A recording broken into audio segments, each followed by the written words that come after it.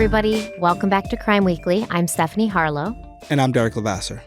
Today, we're diving into part 2 of the Menendez murders. Do you have anything you want to talk about before we get into the meat and potatoes of the episode? Thank you to everyone who watched part 1. The response has been great. The engagement has been great.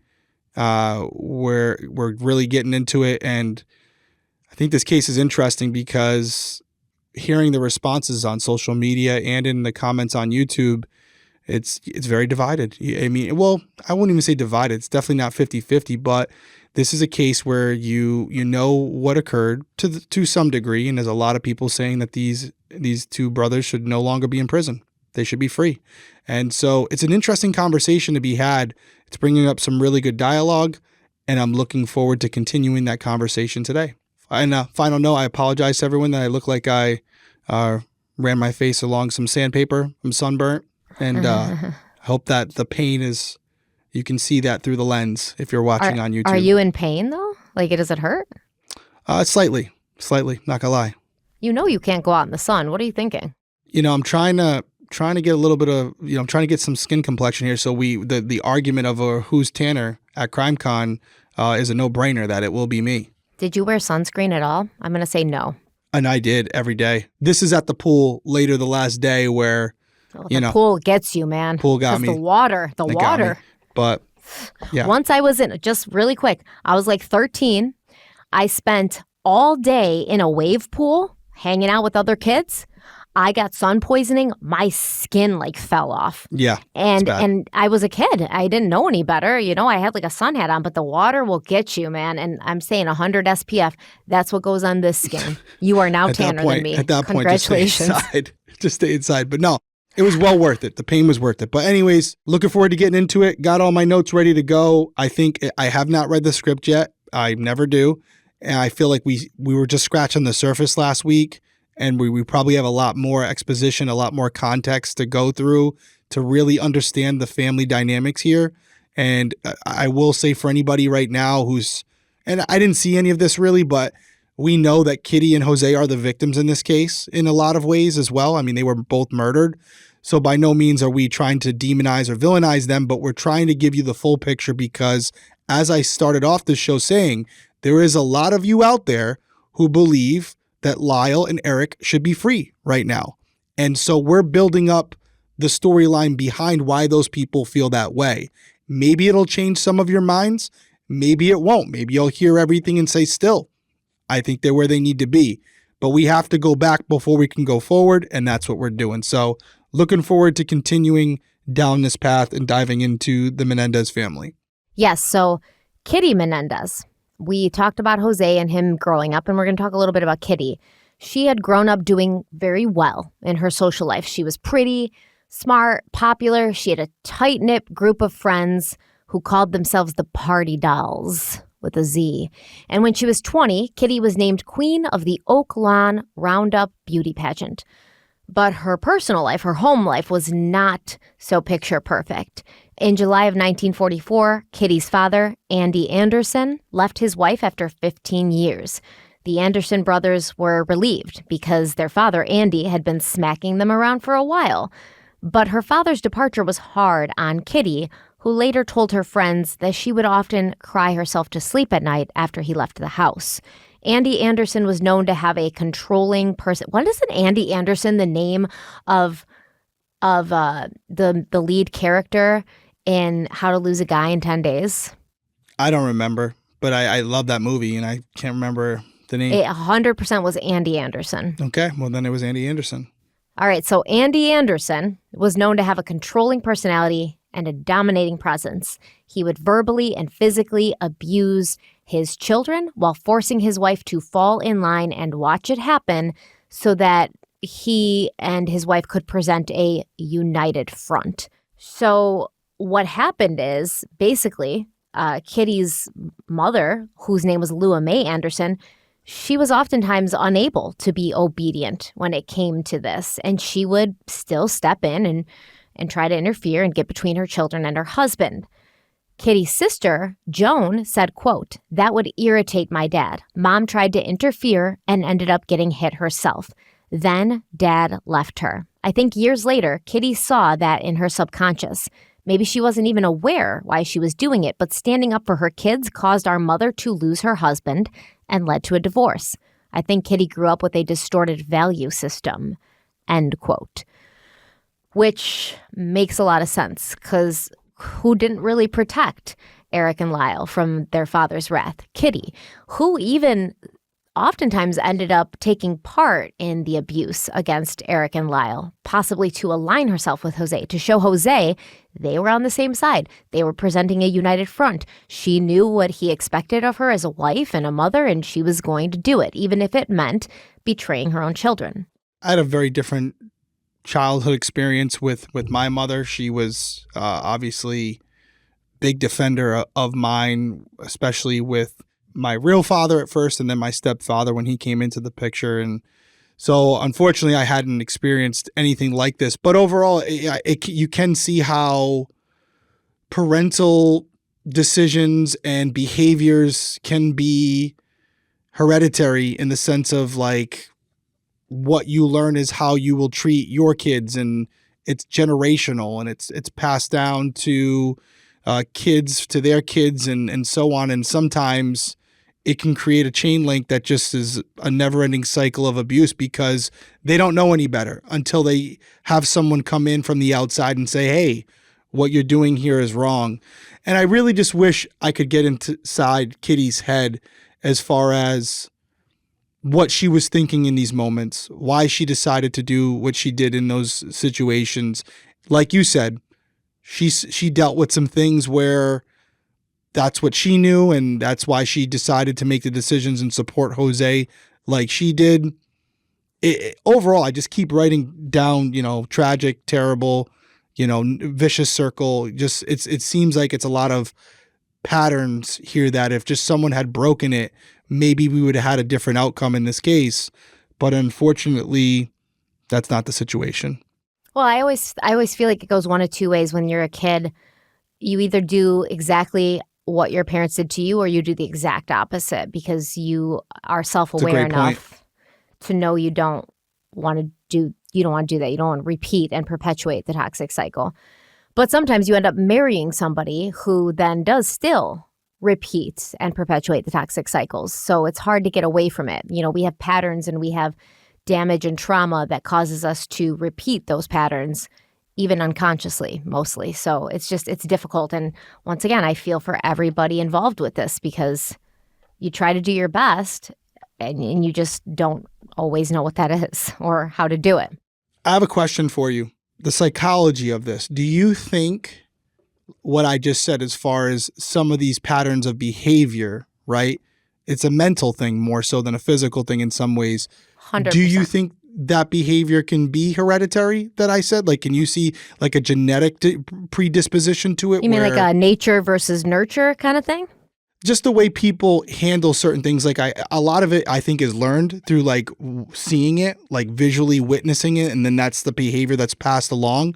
But do you think there's a correlation where it could be somewhat genetic, where you're predisposed to react to these situations a certain way? Or is that just an excuse? No, I think it's definitely both. I think that it's 100% learned, because when you're a kid and your synapses are firing and making connections, your brain's being programmed. That's what's happening. You're watching other people. Your brain's being programmed to know how to live, how to do things. You know that when you say this to somebody, this is the reaction you're going to get. And you basically develop these connections in your brain like a computer that's programming you. However, I think there can be some genetic part of this, because let's say Jose Menendez was born with maybe a smaller or underdeveloped frontal lobe, which affects impulse control. Yes, something like that he could technically pass down to his sons. Let's say Kitty had some sort of personality disorder, borderline, histrionic, NPD, that obviously would potentially be passed down to her children. So I think it's definitely both. And I really do think that it's the people who don't have those genetic qualities of low impulse control or any personality disorders that end up breaking those cycles or attempting to break those cycles, because they're self-aware enough to know it's wrong. But the people who who share maybe some of those physical traits or some of those personality disorder traits, they are the ones who are going to sort of go along with it, because not only is it all they know, but they're also not adept at identifying that this is wrong. It feels wrong, but they don't know that it feels wrong because it's familiar. What does familiar stem from? Family. What you grow up with becomes familiar to you. Just because it's familiar to you doesn't mean it's good for you. So somebody who grows up in a very toxic or abusive household, a toxic and abusive partner is going to feel familiar to them, but not necessarily good for them at all. And it's just kind of trying to have enough self-awareness to break out of that cycle, and some people can't, and they don't. Agreed. So overall, is it fair for me to say that you feel the same way I do, where there could be some genetic predisposition, but overall, a lot of this is learned through the behavior that you're seeing, that's being displayed, and even if you have some things inside of you that may not be the best cards in your favor, it's more so what you're learning at home and being taught right from wrong, and how ultimately you're raised is the way you're going to raise your children. So what we're looking at here is a situation where we have two parents, Jose and Kitty, who both didn't have the best. We did talk about Jose's parents as well a lot in episode 1, where Jose's mother was a gold medalist and his father was successful as well. But again, there's things that they both took from their parents and they passed them on to Erik and Lyle. And unfortunately, it seems like they took on a lot of the negative things that they experienced from their parents and passed it along, as opposed to some of the positive things. Yeah, so I think that because we didn't have a ton of information about Jose's relationship with his parents. Correct. But what we did hear from Jose's sister is that Jose was his mother's favorite. He was the golden boy. He could do no wrong. Now, what's that kind of behavior? So it's like you can love your kids too much or too little. And I honestly don't think that picking a favorite amongst your kids and showering them with preferential treatment is loving your kids at all. You're not doing them any service by telling them that the sun shines out of their ass and, they're perfect and nobody can ever match up to them, because what's that going to do is it's going to lead to entitlement. And Jose's going to go out into the world thinking, oh my God, I'm a golden boy. Nobody's as good as me. Everybody else sucks compared to me, because this is what he's been told since he has a memory. His mother just sitting there being like, you're amazing and no one's as good as you and everybody's just jealous of you because you're so amazing and you're like the god Apollo, And so he's going out into the world with this very distorted self-perception that he now has to protect at all costs, because it's become his identity, and he can't compromise that. He can't compromise that ego, that identity, because then what's left? Nothing. Because he was told he was amazing, didn't have any improvements to make his whole life. So now if he figures out like, oh, I'm only a human and actually I'm not the best at everything, his whole world's going to crumble. He can't have that. So he has to maintain and project that image that was planted in his head from his mother from a very young age. So once again, he's been programmed, and this did not do a service for him. Maybe in business, but not in his personal life. Definitely not as a father. Not as a father, not as a husband, not as a friend, not as a coworker or a boss, It served him personally and no one else. Yeah, it seems like that was a lot for him, right? If you didn't serve him in some capacity, he had no use for you. Even when it came to Kitty, he would describe that he wasn't in love with her anymore. Especially when it came to Kitty, I'd say. He wasn't in love with her anymore, but she served a purpose as far as raising his children. That's what. So she had some justification in his life, and that's really the reason that he chose to stay with her, which is unfortunate. Yes. Well, let's take our first break, and we'll be right back. Do you ever wonder how much of your personal data is out there on the internet for anyone and everyone to see? Well, there's more than you think. Your name, contact info, social security number, home address, even information about your family members, all being compiled by data brokers and openly sold online.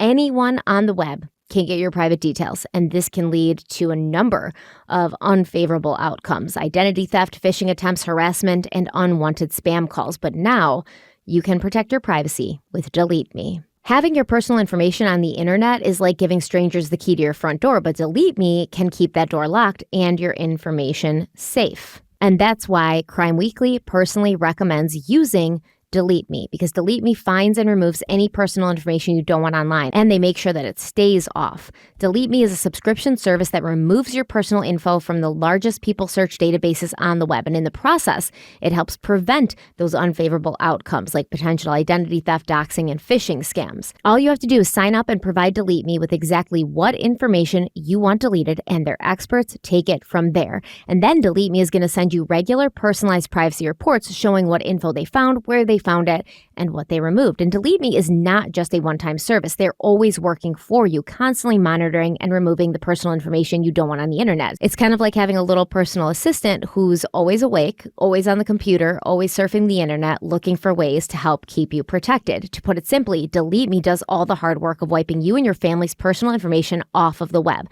Data brokers hate Delete Me, and when you sign up, Delete Me immediately goes to work scrubbing all your personal information from data broker platforms. Your personal profile is no longer theirs to sell. So I know that Derek has been using Delete Me. This is a great service for anybody who, really anybody. I would say anybody who wants to, keep themselves safe, but that should be everyone. So this is a good service for anybody who uses the internet, which I'm pretty sure is everybody alive today. And Derek's going to tell you how you can check them out for yourself. Yep, I signed up for Delete Me. I went through the entire process. It gets all your information in there.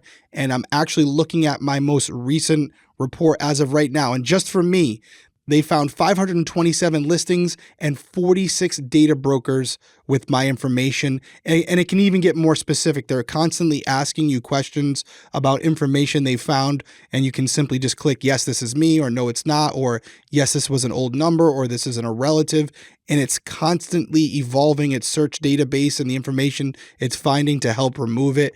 This is something that I strongly recommend for everyone, especially with all the data breaches that we have out there these days. The less information about you that you have online, the better. So strongly recommend you guys check it out. And right now is a great time to do it. Take control of your data and keep your private life private by signing up for Delete Me.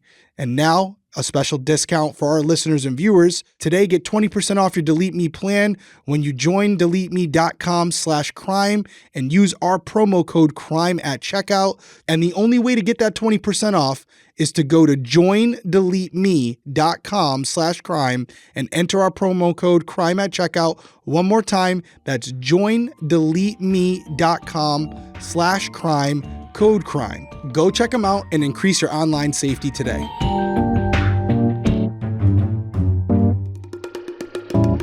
So maybe the pain of losing her father had also taught Kitty that a family must be kept together, no matter what's happening, no matter how bad it gets. When Kitty found out that her husband Jose had been having an affair with a woman named Luis in New York City for 8 years and she confronted him, Jose claimed it was over, but Kitty could not stop digging. Between October of 1986 and February of 1987, Kitty had 16 sessions with a psychologist named Dr. Edwin Cox. 3 of these sessions had been done jointly with Jose. And Cox ended up determining that Kitty was dependent on prescription drugs and alcohol. And what was the basis for your opinion in that regard? She talked about her drinking patterns. She drank every day.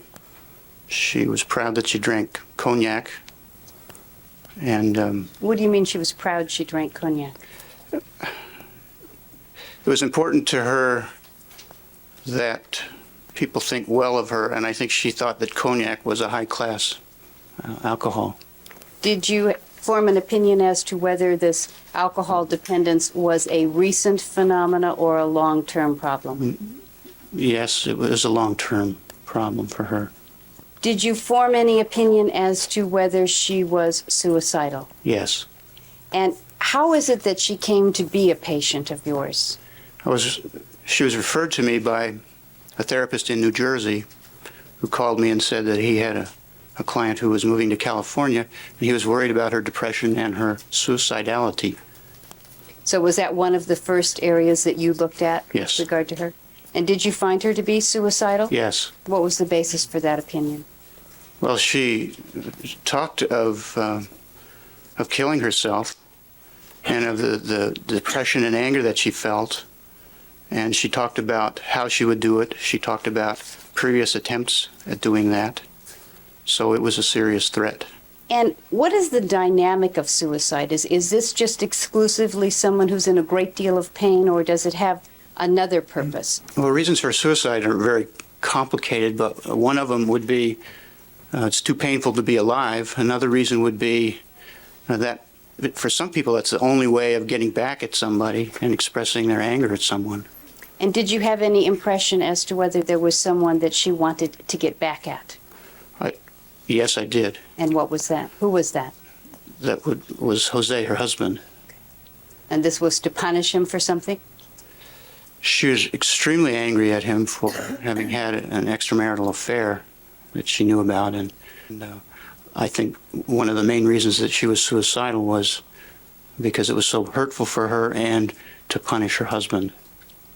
And in addition to punishing her husband, it would obviously have an impact on her children. Absolutely. Is that correct? Did you have an opinion as to whether the impact this would have on her children was of significance to her? Yes. And what was that? The impact on the children would have been secondary to her. What do you mean by that? I think her purpose was to punish her husband, and she didn't think much about the effect on her children. Did you diagnose her to be depressed? Yes. And did you find that to be a recent occurrence or a long-term problem? Well, initially I thought it might be just related to the discovery of the affair, but as I learned subsequently, it had been a long-term condition for her for many, many years. And what are the symptoms of the depression? How did it manifest itself? Well, sleeplessness, withdrawal, sometimes bursts of anger, but kind of withdrawal from life, lots of sadness, tears. And when you say sometimes bursts of anger, bursts of rage, is that one of the symptoms? Well, when someone's depressed, they don't talk a lot, and so their feelings build up, and every now and then, in some people, those feelings emerge in bursts of anger or rage, as you said. That would be true. With regard to Mrs. Menendez, did you find that these were symptoms that she manifested, the Yes. ones that you've described? Yes. Do you have information with regard to the symptoms that you've discussed? Yes. And what information do you have with regard to the crying that you talked about? She told me about how she would have fits of crying, fits of anger, and the anger would be triggered by an event, and the response, or her anger, might be much more severe than the triggering event would have naturally caused. You had information about her not only from herself but from her husband, is that Yes. correct? Did you find her to be an obsessive personality? Yes. And what was the basis for that opinion? Well, the first meeting I had with her, she told me that she constantly read self-help books. And in our sessions together, she was very, very focused on her husband's affair. And it was very difficult for her to consider or discuss anything else. And did she describe any efforts in connection with that affair that struck you as Yes, she obsessive? did. When she found out about it, she wanted to find out everything about it. She went through her husband's American Express card receipts from his office. She even flew to New York, and she told me that she stood outside the address of the woman he had the affair with and waited for her to come out onto the street so that she could see her. And then she walked past her so that she could see her up close. And she was constantly thinking about her and her husband, the affair with her. And did she talk about this woman, Louise, in the first session? Every time, every session. Was Louise and the affair the focus of every session you had with her? It would have been if it had been her choice, and the attempts that I made to move to other areas were difficult for me to move to other areas. She kept going back to that issue. Did she appear to be consumed by this affair? Yes. Did she appear to be consumed by her own pain? Yes. Dr. Cox also testified about how Kitty's obsession with her affair and the subsequent devastation it caused to her mental state affected her ability to be a good and present parent. Based on your training and experience, having seen that she was depressed and obsessed and alcohol dependent and suicidal, were you able to form an opinion with regard to her availability as a parent? Yes, that's one of the things that we're trained to do in family therapy. The actions of any member of a family impact all the other members of the family. And so it was natural for me to be concerned or to be interested in her availability to the other members of her family. She was so focused on Jose and the affair that she was not available to, I think at that time, one of her sons was living at home, and she was not available for that relationship. Is one of the things that you look at in a family where the alliances are, who is connected to whom? Yes, it is. Were you able to make a determination as to who was the most important person in the family to Kitty Menendez? Yes, And what was that? Jose was. So it would have been Jose rather than the children. Oh, absolutely. So, seeing how upset Kitty was due to the affair, Dr. Cox brought up the topic of divorce. Kitty absolutely refused to even talk about it. She said she didn't want to walk down that path for many reasons, but one of those reasons was her concern over how it would look. Did you discuss with her the advisability or the option of divorce? Yes, we talked about the option of divorce. And did she indicate to you what her feelings were in that regard? Yes, she did not want to consider divorce. She stated that she loved her husband very much, although she was very angry with him, and that why should she divorce? She had no place to go. And did she express any feelings with regard to what a divorce would say about her in the eyes of the community? Whether it would be a personal failure of some sort? Or Yes, it was important. Appearances were very important, and a divorce would have demonstrated that that family had failed. And that was important to her, that it not look that way. that the family looked successful? Yes, And even if that meant staying in a very painful marriage? yes. She cried a lot of the time, but she talked about the times she had to pull herself together to go someplace, to a soccer game or to a tennis match or to some kind of an event. And then she talked about how she would then return from that and then feel sad again, but she had to pull herself together for the appearances of the family.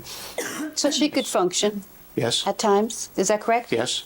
Obviously, the videos are self-explanatory. I'm not going to weigh in on them. Anyone who's watching them or listening to them, pretty self-explanatory where the kids were on the hierarchy, what was important to her, some of the extent she went to for certain things, and ultimately family optics, like how her family was perceived by others and how important that was to her. But there was some questions that I had in the comments from people, and even for myself, I wasn't aware of it. Two things. First off, were there multiple trials for the Menendez brothers? Yes, yes. Is it fair to say that some of these clips, because they're all very compelling, you're obviously telling us a story, you're pulling video footage from both trials, correct? Yes. Okay. That's all I wanted to clarify for anybody who didn't know that. Although I believe the majority of the footage is from the first trial. Okay. There was, I think, a couple comments where the abuse of the children may not have been brought in as heavily until the second trial. Don't ask me why, I don't know. That person could have also been wrong. I don't want to go there yet. Yes, but we're not. A specific type of abuse was Okay. not focused on heavily until the second trial. Which is why we haven't touched on that yet. Right. And so also, if you're watching on YouTube, even for me, and the brothers look different, or they look that's why. There's two different trials going on here. We're building the story, we're going through it. You may see footage from both, which Stephanie's using as a reference to obviously support what we're talking about. So for the people like me who didn't know there were two different trials, that's why we're seeing that. I think I just wanted to put that out there. Yes. So Dr. Cox also, because remember, he had a few joint sessions with Kitty and Jose, and he had one solo session with Jose. So he was asked during the trial, like, well, what are your thoughts on Jose Menendez? And Dr. Cox, of course, had some. What personality characteristics did you observe in him? He was a very, very strong personality, very bright, quick, very dominating. His presence was felt every instant that he was in the room. Very much in control of every situation in our sessions together. How would he demonstrate that control? Would he yell and take control of the conversation, or what would he do? Well, he would take control of the conversation, but also he would indicate his opinion with a look or a word, and Kitty would react to that very quickly. Did you react to that? At first, I thought it was curious, and I would talk to him about that. And then it became very clear that once he made an opinion or a statement, that was a closed subject. He was not interested in discussing it or debating anything. So I came to learn that when he said something or looked a certain way, that the case was closed, or the conversation was closed for him. And you said that you saw Kitty respond to these, Yes. One word or one look. Yes. Is that correct? Yes. And did she respond immediately if he Oh, yeah. made a If gesture? she began to say something, and I sensed that he didn't like what she was saying, he would look at her, or he would grunt or something, non-verbally or slightly verbally, and she would stop. It was very controlled by him. Did he strike you as someone who was emotional? Maybe he had emotions, but I sure never saw them. He was very, very much in control of his emotions. Now, when you talk about someone who's in control of their emotions, it is part of what you look at whether they're going to make decisions based on emotion or not? Yes. And what was your opinion in that My regard? opinion, he made decisions based on rationality, cognition, not emotions. Very unemotional decision maker. Did you discuss with him whether he wanted to stay in the marriage or wanted it to end? Yes. And what did he tell you he wanted in that regard? He wanted the marriage to continue. Why? Did he say why? Did he say why? Yes, he did. Okay, what did he say? He said that divorce was out of the question, and that was ridiculous. Why? What did he say he wanted out of the marriage? What did he want from Kitty Menendez? He wanted a wife. And one of the conversations that we had was, what does that mean? And Kitty wanted to have a friendship as part of the marriage, and it was very clear to him that a friendship was something different from what a husband and a wife had. And what a wife was is somebody to be in the family and to take care of things. Run the family? Yeah, run the household. Yes, Did Kitty seem to want more out of the relationship than that? absolutely. Was he willing to give her that? Did he say whether he was willing to meet her needs with regard to the love relationship she wanted? He said he was not willing to work at being a friend with her, but was willing to work at keeping the marriage as husband and wife. Man, what an interesting household that must have been. So Jose sounds like a straight up narcissist, honestly. And even this psychologist, Dr. Cox, he's like, well, his presence was felt in the room every second he was in there. That's purposeful. Jose does that purposely, especially around other men. It's like the need to show and exert dominance as soon as you're in the presence of another man. So that man is under no delusion that they have some control or pull over you. Even if this person is the one who's educated in, psychology and what you're there to get help for. Jose wasn't there to get help. He was there to show Kitty that he was willing to try. And I think it's very interesting because, once again, Kitty is over emotional at this point. She's drinking, she's taking pills, she's crying all the time. Well, why is that? That's because all her feelings, all her desires, the things she wants and needs out of life and from a partner are being suppressed. Why are they being suppressed? Because he doesn't want to hear it. Jose doesn't want to hear it. You're allowed to have a different opinion than him as long as you never vocalize it. You can think whatever you want as long as you don't challenge him. So she's holding everything in. And at some point, this doctor, Dr. Cox, he's like, she wanted a friendship. Jose didn't want that. He wanted a wife. To Jose Menendez, people are not people to create attachments, bonds with, to be intimate with. They're just objects to be moved around the board for his use. Kitty kept the house, raised the kids. When he's got these girlfriends on the side, they're there for sexual pleasure. He doesn't want to be friends with them either. He's got everybody in a little box, and that's something that, remember I said he was dating that other woman from California, and she said very much the same thing. Jose puts people into boxes. He puts situations into boxes. That way, when he's with his girlfriend, he's not thinking about his wife. When he's with his wife, he's not thinking about his girlfriend. Everybody has their place. Everybody is used by him to meet a specific need or to meet a specific goal. Yeah, everyone has a purpose. It's very narcissistic. Yeah, it's very narcissistic. And you heard at the end of that last clip that Dr. Cox was saying Jose did not want to get a divorce. He wanted to stay married. Well, that's not necessarily true, because Jose had actually considered divorce. He'd even discussed it with his sister Marta, who had also recently ended her marriage, and his mother Maria. And his sister Marta agreed with Jose that staying together for the kids wasn't the best option, especially if there was tension or arguments in the household. But his mother Maria insisted that Jose should not break up his family, no matter what. Now, Jose did eventually end his multi-year relationship with Luis from New York City, but he still had his thing going on with the California booking agent.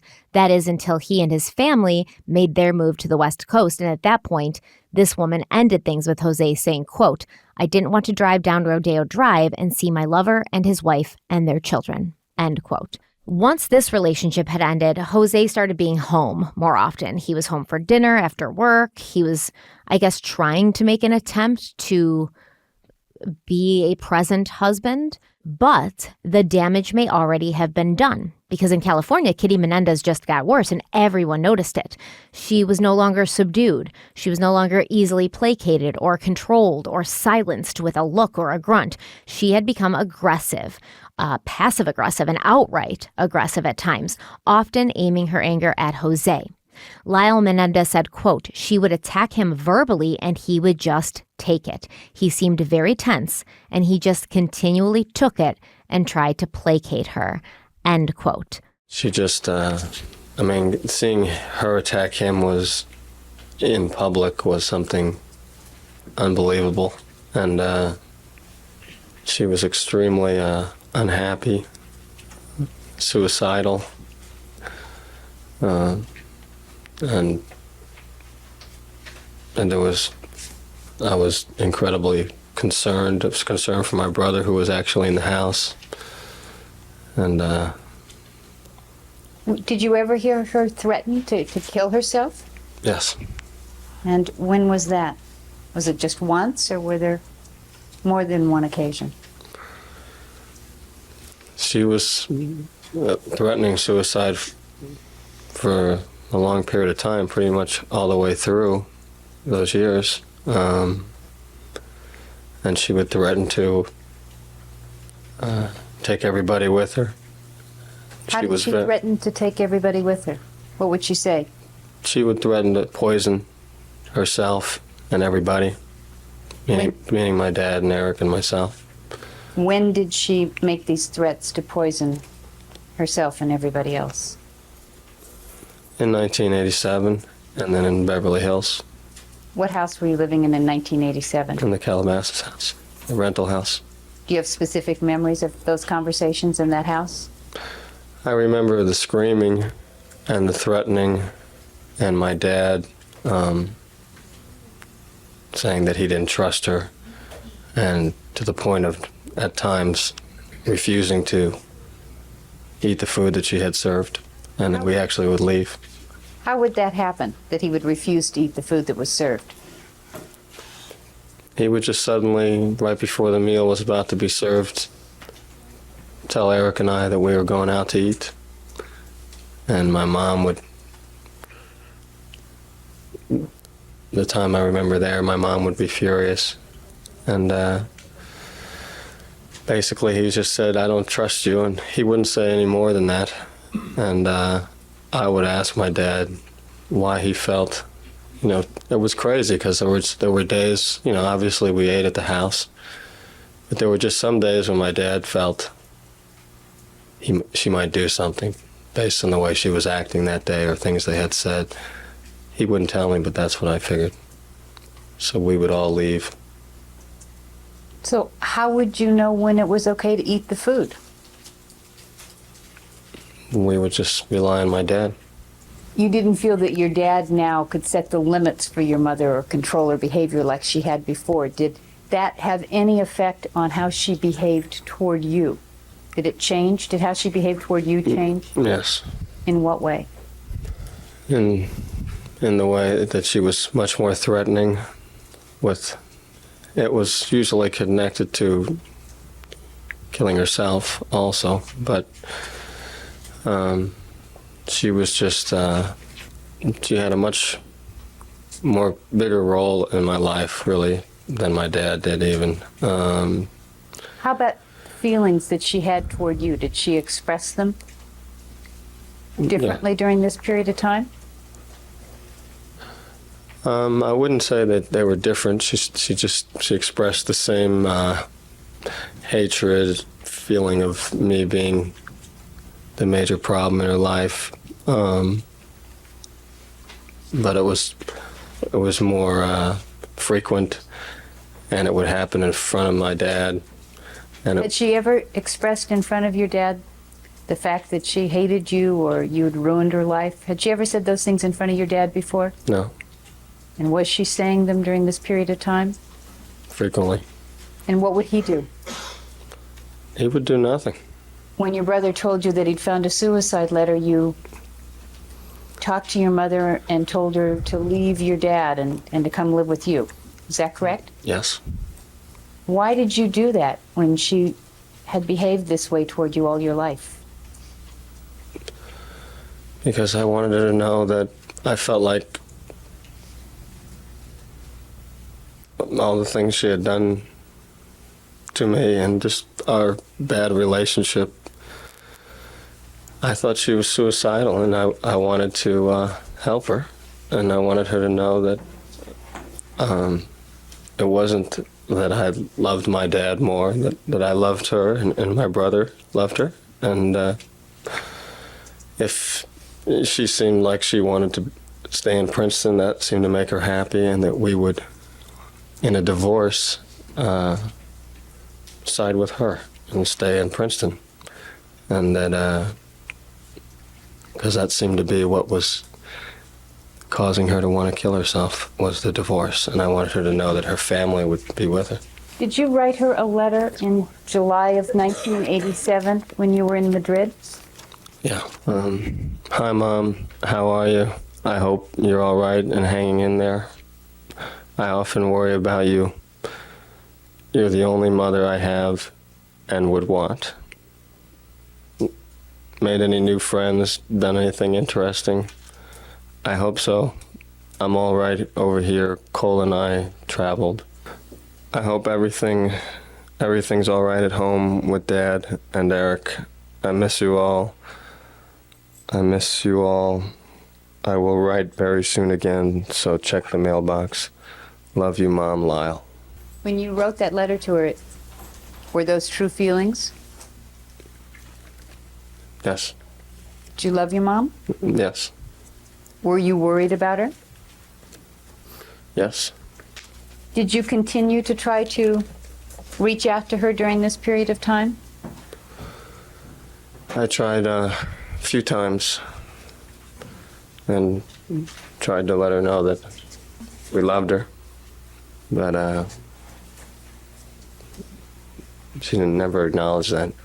So this whole series, I think for a lot of people, I don't know if you're experiencing the same emotions that I'm experiencing, but there's definitely a feeling of sympathy for Erik, for Lyle, and for Kitty at this point. We're now, nothing really so far yet with Jose Sr. as far as where I'm like, oh, tough guy. He had a rough life, as far as what he was experiencing. But up to this point, I definitely have a mix of emotions for Erik, Lyle, and Kitty, even though we've already heard some things about Kitty that I'm not a fan of, especially the way she talked to her children and basically said that they were the reason why she was so unhappy. I'm not I'm not dismissing that. I'm just saying it seems like she had a lot going on that put her in the position that she was in and made her feel the way she was feeling.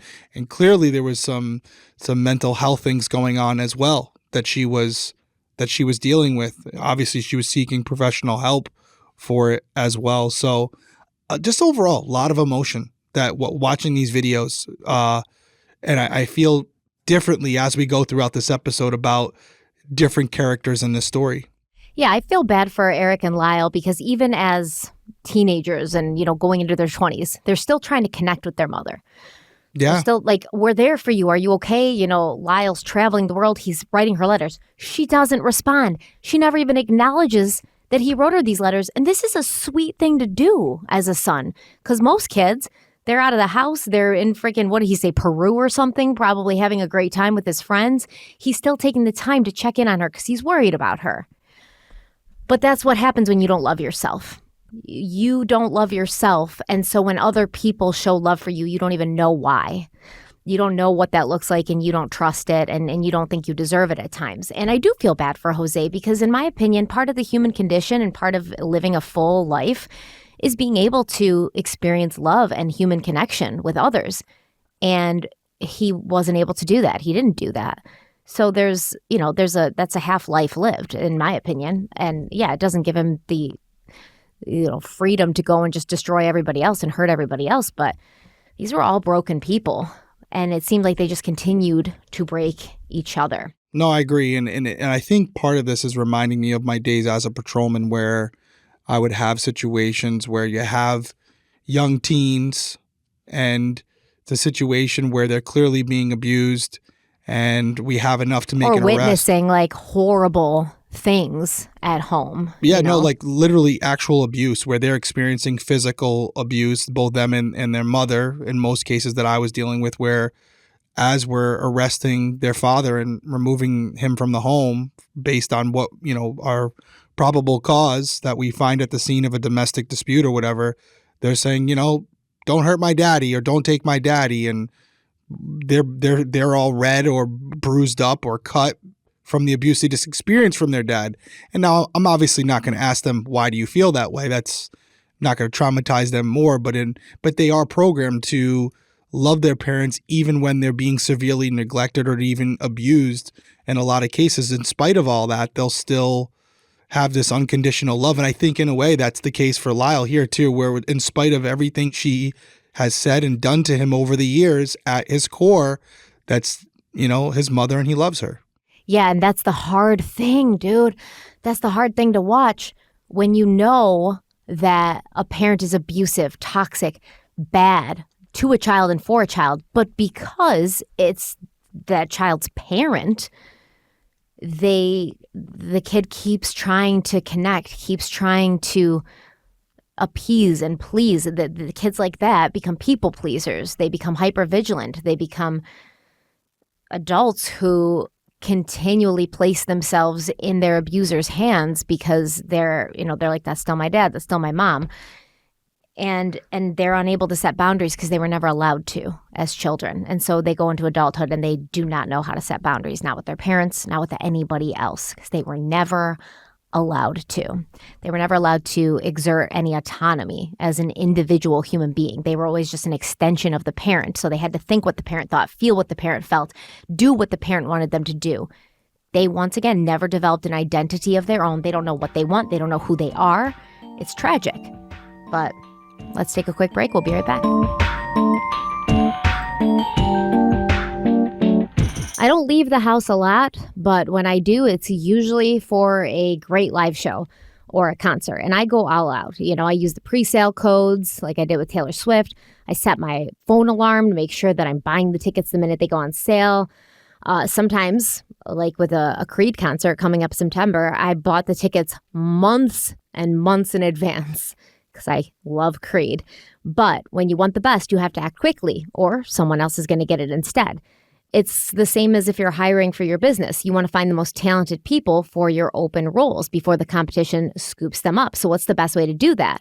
ZipRecruiter, because ZipRecruiter finds qualified candidates fast. And right now you can try it for free at ZipRecruiter.com/crimeweekly. ZipRecruiter's powerful matching technology takes center stage to identify top talent for your roles. Immediately after you post your job, ZipRecruiter's smart technology starts showing you qualified people for it. Yeah, I've hired some people in the past, and it wasn't always the smoothest process. And we're going to be hiring people in the future. And when we do, we will absolutely be using ZipRecruiter. And if you're in a position right now where you're looking to hire someone, amp up your hiring performance with ZipRecruiter and find the best fast. See why 4 out of 5 employees who post on ZipRecruiter get a quality candidate within the first day. Just go to this exclusive web address right now to try ZipRecruiter for free. That's ZipRecruiter.com/crimeweekly. Once again, that's ZipRecruiter.com/crimeweekly. Give them a shot, guys. ZipRecruiter, the smartest way to hire.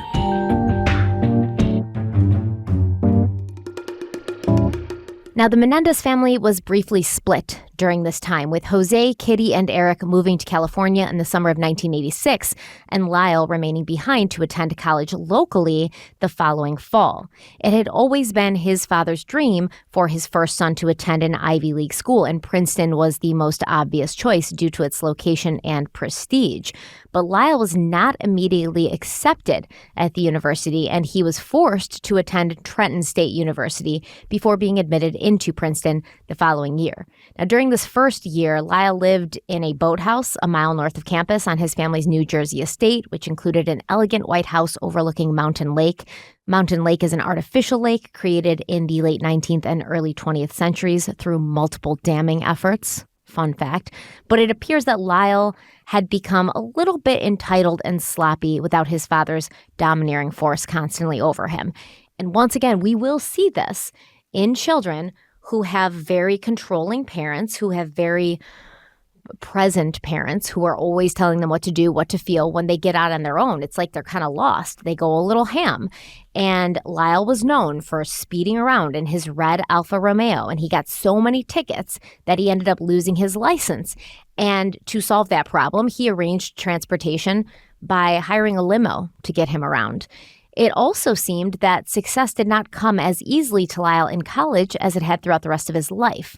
Lyle would end up being placed on the Princeton tennis team, but it's one of those like small fish in a big pond sort of thing. So like when he was in high school, when he was younger, there was just less competition. Now he's at Princeton. It's an Ivy League college. They have an award-winning tennis team. He was ranked last on his team. And reportedly, he was constantly late to practice, and he just didn't seem to feel badly about that. One of his college friends said, quote, "He just wasn't cut out for the Ivy League. He really didn't have the desire to work hard. He would go to class, but there was no point," end quote. And then the life plan that Jose had lined out for Lyle took a huge blow when he was asked to leave Princeton University under accusations of plagiarism. Here is Lyle's aunt, Terry Brault, explaining how this came to pass. I don't think Lyle, Lyle didn't think he had cheated. He had had permission from the teacher's assistant to go and get the notes from his lab partner. So was that And he did. Okay, so there was so did Lyle tell you that he had been accused of cheating? Oh, yeah. All right. And did you do something, either you or your husband do something the same day that Lyle gave you this information? Yes, we told him, I said, Lyle, I think this is serious matters. He said, Terry, I didn't cheat. I said, well, they're accusing you. You have to take it seriously. And so he said, I think you should call your parents and inform them of this. He said, I didn't cheat. I said, but you're accused of it. And that's when we picked up the phone. My husband talked to Jose. I said, I think Lyle has a problem. So talked about it and put Lyle on the phone, and he explained to his parents exactly what he had explained to me. Shortly thereafter, did Mr. Menendez then come to the Princeton area? Yes. Within how many days of this phone call did he? I don't remember exactly. I think that I think he came when there was supposed to be a hearing on in front of the Honor Code Society. I don't know, Princeton has their own little formal thing. And he came over for that, and he talked to the dean. Now, when your brother came to see his son, did they ever have any meetings at your house before this academic committee met? In other words, did you ever see Jose Menendez with his son discussing this incident? Yes, I did. Was he angry with his son, or did he appear to be angry? Jose wasn't angry. Jose blamed the university for it. All right. He and didn't think, So he didn't express anger towards his son in any way for this incident? no. So I think it's interesting that Jose would blame and punish his sons for things that were not completely in their control, such as losing a tennis match, but when they were genuinely most likely at fault for something, because I don't believe Terry Brault here, like, Lyle just got notes from a friend and he thought that he could do that. And it was just, there's no plagiarism going. Like, Princeton isn't just going to kick someone out and accuse them of plagiarism when they don't have pretty good evidence of this. But when Lyle's genuinely responsible for something, Jose's going to point the finger at anyone and everyone else, which most likely was not the best tactic to instill a sense of accountability in his children. Jose appealed the university's decision, but he was denied, which probably pissed him off, and Lyle was forced to leave school for an entire year, during which time he moved to his family's home in Calabasas, California. Jose had purchased his family a beautiful home located on 14 acres of woodland at 24969 Mulholland Drive. The estate was adorned with almost 2 acres of fenced, mature Syrah vines, and the house was over 7,000 square feet with 6 bedrooms, a gourmet kitchen, guest house, and an expansive dark-bottomed pool and spa overlooking the Saddle Peak Mountains. It would have been a dream property for anyone, and Jose hoped it would improve his wife's progressively sour mood. Kitty got right to work turning the house into the home of her dreams, starting a 2-year renovation project that included adding 3,000 additional square feet and paying thousands of dollars to have the pool moved only a few feet to open up space for an entertainment area. The sad part, I guess, about this is Jose and Kitty died right when this renovation was about to be complete. And while they waited for the work to be finished, the family rented a house nearby, and Erik enrolled at Calabasas High School, where he was an unremarkable player on his school's tennis team. This is where he would meet and become friends with several people, including fellow students Craig Signorelli and Kevin Whalen. Now, Kevin Whalen would later testify that Erik was no longer interested in playing tennis. He wanted to play football, but his parents would not let him. During the time that you were close friends, did Erik ever express to you a desire on his part to play some other sport besides tennis? Yeah, he wanted to play football. And did he ever play football? No, he did not. And do you know why he didn't? His parents wouldn't let him. And let me show you. Yeah, that's my yearbook. And do you recognize this inscription inside the front cover? Yes, ma'am. And who wrote that inside the cover of your book? Erik did. And in that inscription, does Erik make reference to the fact that his parents would not allow him to play football? Yes, ma'am. And does he say, in fact, parents can be that way? Yes, ma'am. Now, did you consider that, when Erik wrote that in your book, to be a complaint on his part about his parents? Oh, without a doubt. Well, he complained about it to me before even writing it in the book about not being able to play. And was that the only topic about which Erik ever complained to you about his parents? That I can remember, yes. Parents can be that way. That's what he wrote in his yearbook, huh? Tell you what. Parents can be that way. But I just to guess. just write, parents can be that way. That's it. I'm sure they had other conversations throughout their time together, and that's what he decided to write in his yearbook. It goes to show you, honestly, I'm not trying to make light of this.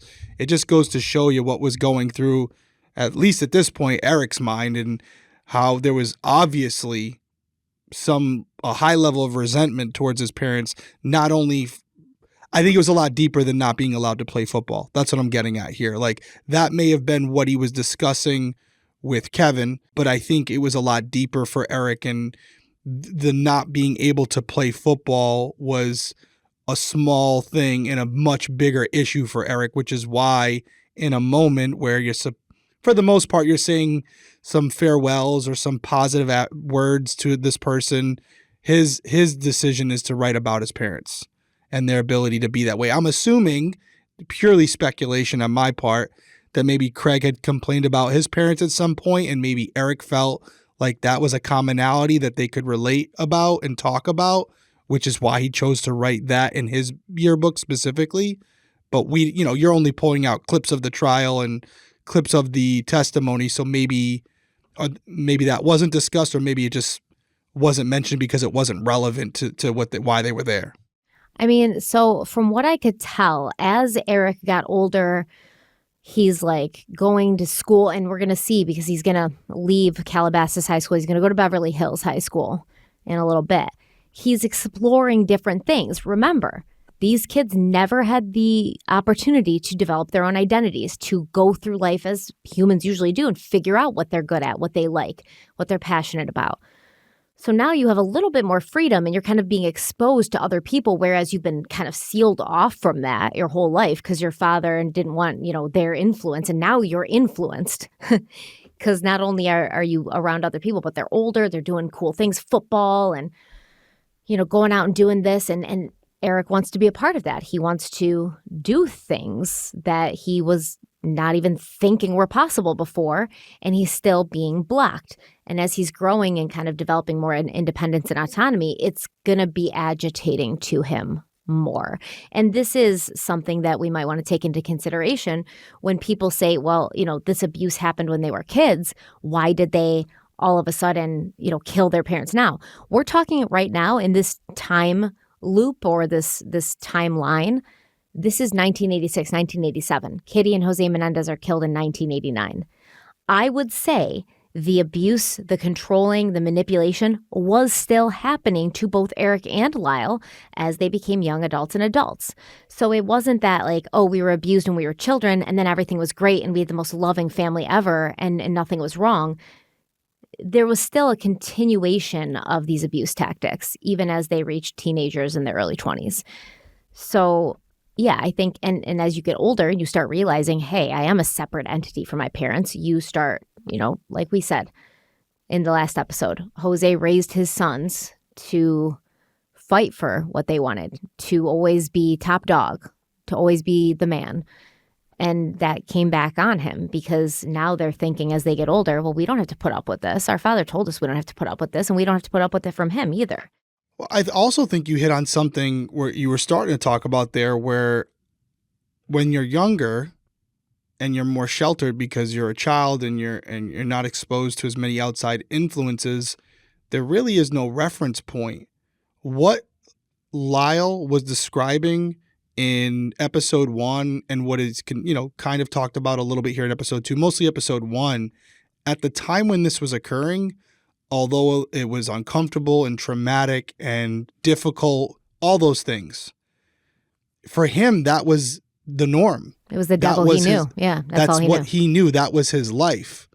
Well, once they are exposed to outside influences and they're around other people their own age, and also maybe get to experience how children their own age interact with their parents, yeah, they start to see not only what was happening in their house, how wrong it was, but how maybe, not good of people their parents are, like in comparison to others.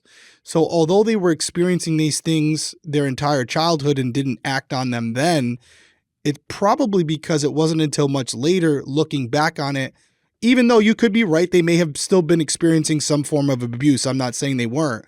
But looking at it... Well, I mean, Erik's in high school and his parents are like, no, you're not playing football. Correct. Lyle's at Princeton in New Jersey, across the country. His parents are flying there constantly because eventually they'd get him an apartment. And then they're telling him like, oh, we know you're dating this girl, Jamie, her name was. We don't want her to live with you. And they would have like Terry Baralt, who was still in Princeton, go and have a key to Lyle's apartment so she could check and make sure when he wasn't there, check and make sure Jamie's things weren't there. They were still exerting so much control. Lyle was like 21 at that point. So it's like the abuse and the control continued. And like you said, once you get out in the world and you're like, oh, hey, parents are not all like this. And they're not all like up their kids' asses, controlling every single aspect of their life. That's just my parents.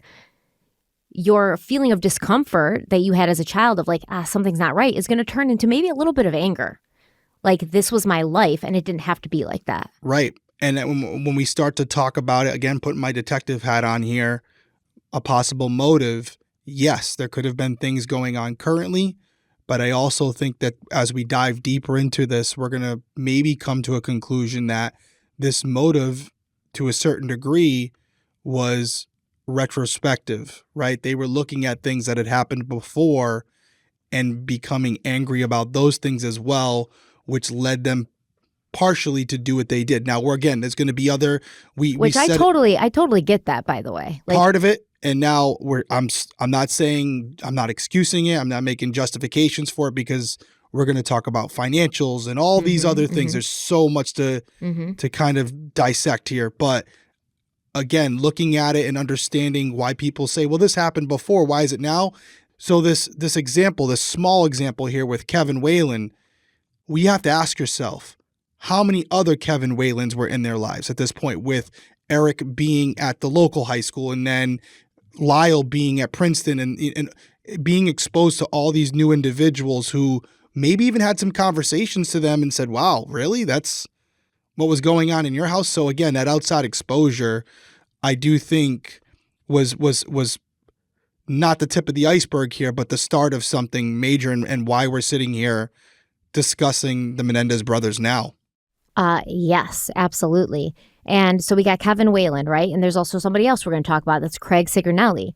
We're going to touch on Craig today, but he is going to come back up. So Craig said that when Erik first came to school, they were both on the tennis team. Craig was actually the captain of the tennis team. So he saw Erik show up and he's like, oh, I know this guy's going to be on the tennis team. He walks up to him.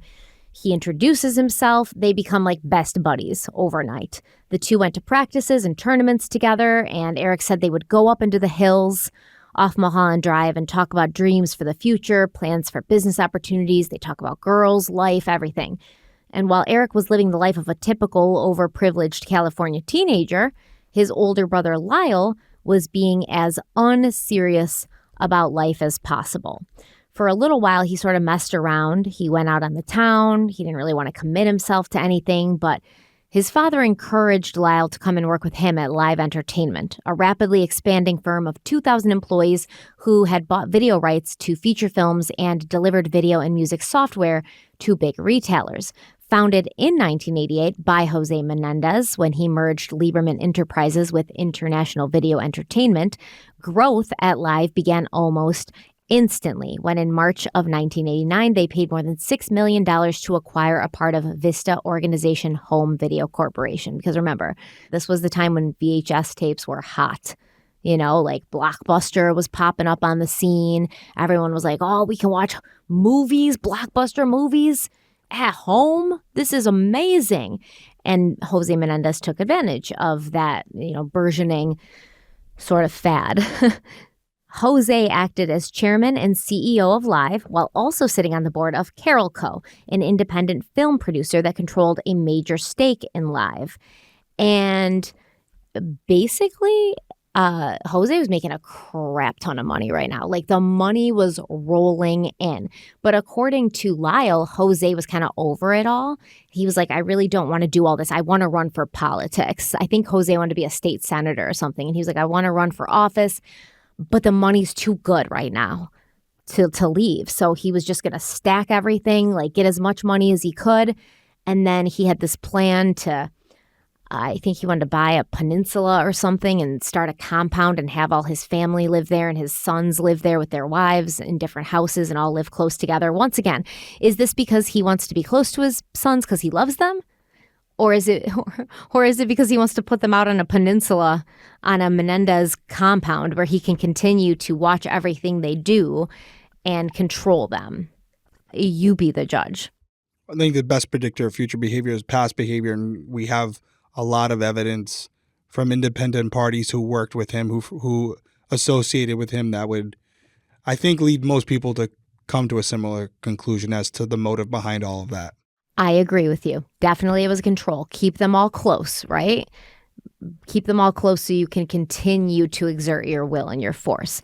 Now, from the book, The Menendez Murders, quote, he, Jose, put Lyle in the sell-through division of Live, assigned to find discrepancies in expense reports. Lyle worried that if he found anything wrong, people would be demoted or fired. The executive assigned to supervise the boss's son remembered that Lyle walked in with an attitude of, I don't want to be here, but I'm forced to, so here I am. The first day, he stayed 20 minutes.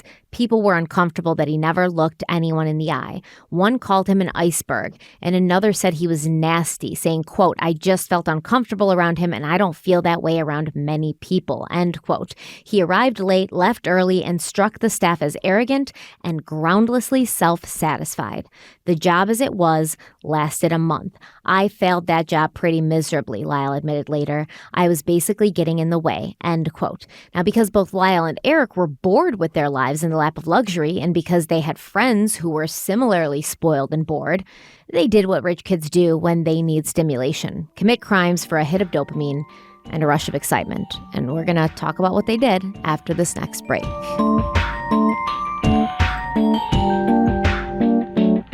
Skylight Calendar is the perfect gift for busy moms who love organization. You can give moms some peace of mind this Mother's Day, and for a limited time, listeners get 15% off. And listen, I'm a mom, and I don't love organization, but I desperately need it. And I just got my Skylight Calendar a few weeks ago, and I set it up on my kitchen counter, and I love it. I love the large screen. I love that I can have a screensaver of photos roll through so that the calendar's not up all the time. I love that when I need to see the calendar, I just have to touch the screen a few times and it's right there. And I love this because I walk into my kitchen after getting up. I'm getting the kids ready for school. I'm making my coffee and I tap on my calendar and I can quickly look and see what I have going on that day. Do I have a call? Do I have an appointment? Do the kids have appointments? And it's really helped me get into a headspace of taking each day as sort of a chunk of time that I have to manage my time better, because I am responsible not only for my work schedule, but for the kids' schedules and any other personal schedules. Skylight Calendar has helped me stay so much more organized and miss way less appointments than before. The Skylight Calendar is a smart touchscreen calendar and organizer for all your chores, groceries, to-do lists, and, like I said, a great way to manage appointments to make sure they never overlap and they're never missed. It helps keep busy households on track, and it keeps everyone on the same page so families can get time back for moments that matter. And I taught Aiden and Bella how to add stuff to the calendar, so now they love it and they're finding different stuff to add to the calendar because they like the process of doing it. So it's keeping us all sort of in line and in step with each other. And the Skylight Calendar is super easy to set up and use. If I can say that, you know it's true because I'm technologically challenged. The calendar syncs events from existing family calendars, so I migrated all my calendars over, my personal Gmail, my work email, and it also migrates Apple and Outlook. And you can also add events directly using the touchscreen or with the free Skylight mobile app. Updates to linked calendars will automatically appear on the Skylight Calendar at home. So no more constant reminders, no more cluttered paper calendars, no more worrying that someone has forgotten something. Skylight Calendar is available in two sizes, 10-inch or 15-inch. I have the 15-inch size. I have set it up on my kitchen counter because it does come with a stand, but it's also wall mountable, and they'll give you the hardware to do that if you know how to do it and you're not afraid that you'll do it wrong like I am. And it's going to show all family events together in one spot with events color coded so you can easily see what everyone has going on each week. Yeah, speaking of mountability, I actually put it in my bathroom right next to my mirror. So as I'm brushing my teeth in the morning, I see the schedule. I'm someone who loves knowing what I have going on during the day. Absolutely love it. We think you guys will as well. The Skylight Cal is awesome. So as a special limited time offer for our listeners and viewers, you can get 15% off your purchase of a Skylight calendar when you go to skylightcal.com/weekly. That's skylighthtcal.com/weekly. And remember, Mother's Day's coming right up, so if you want to order them something special, this is the item to get, and you can get 15% off your purchase at skylightcal.com/weekly.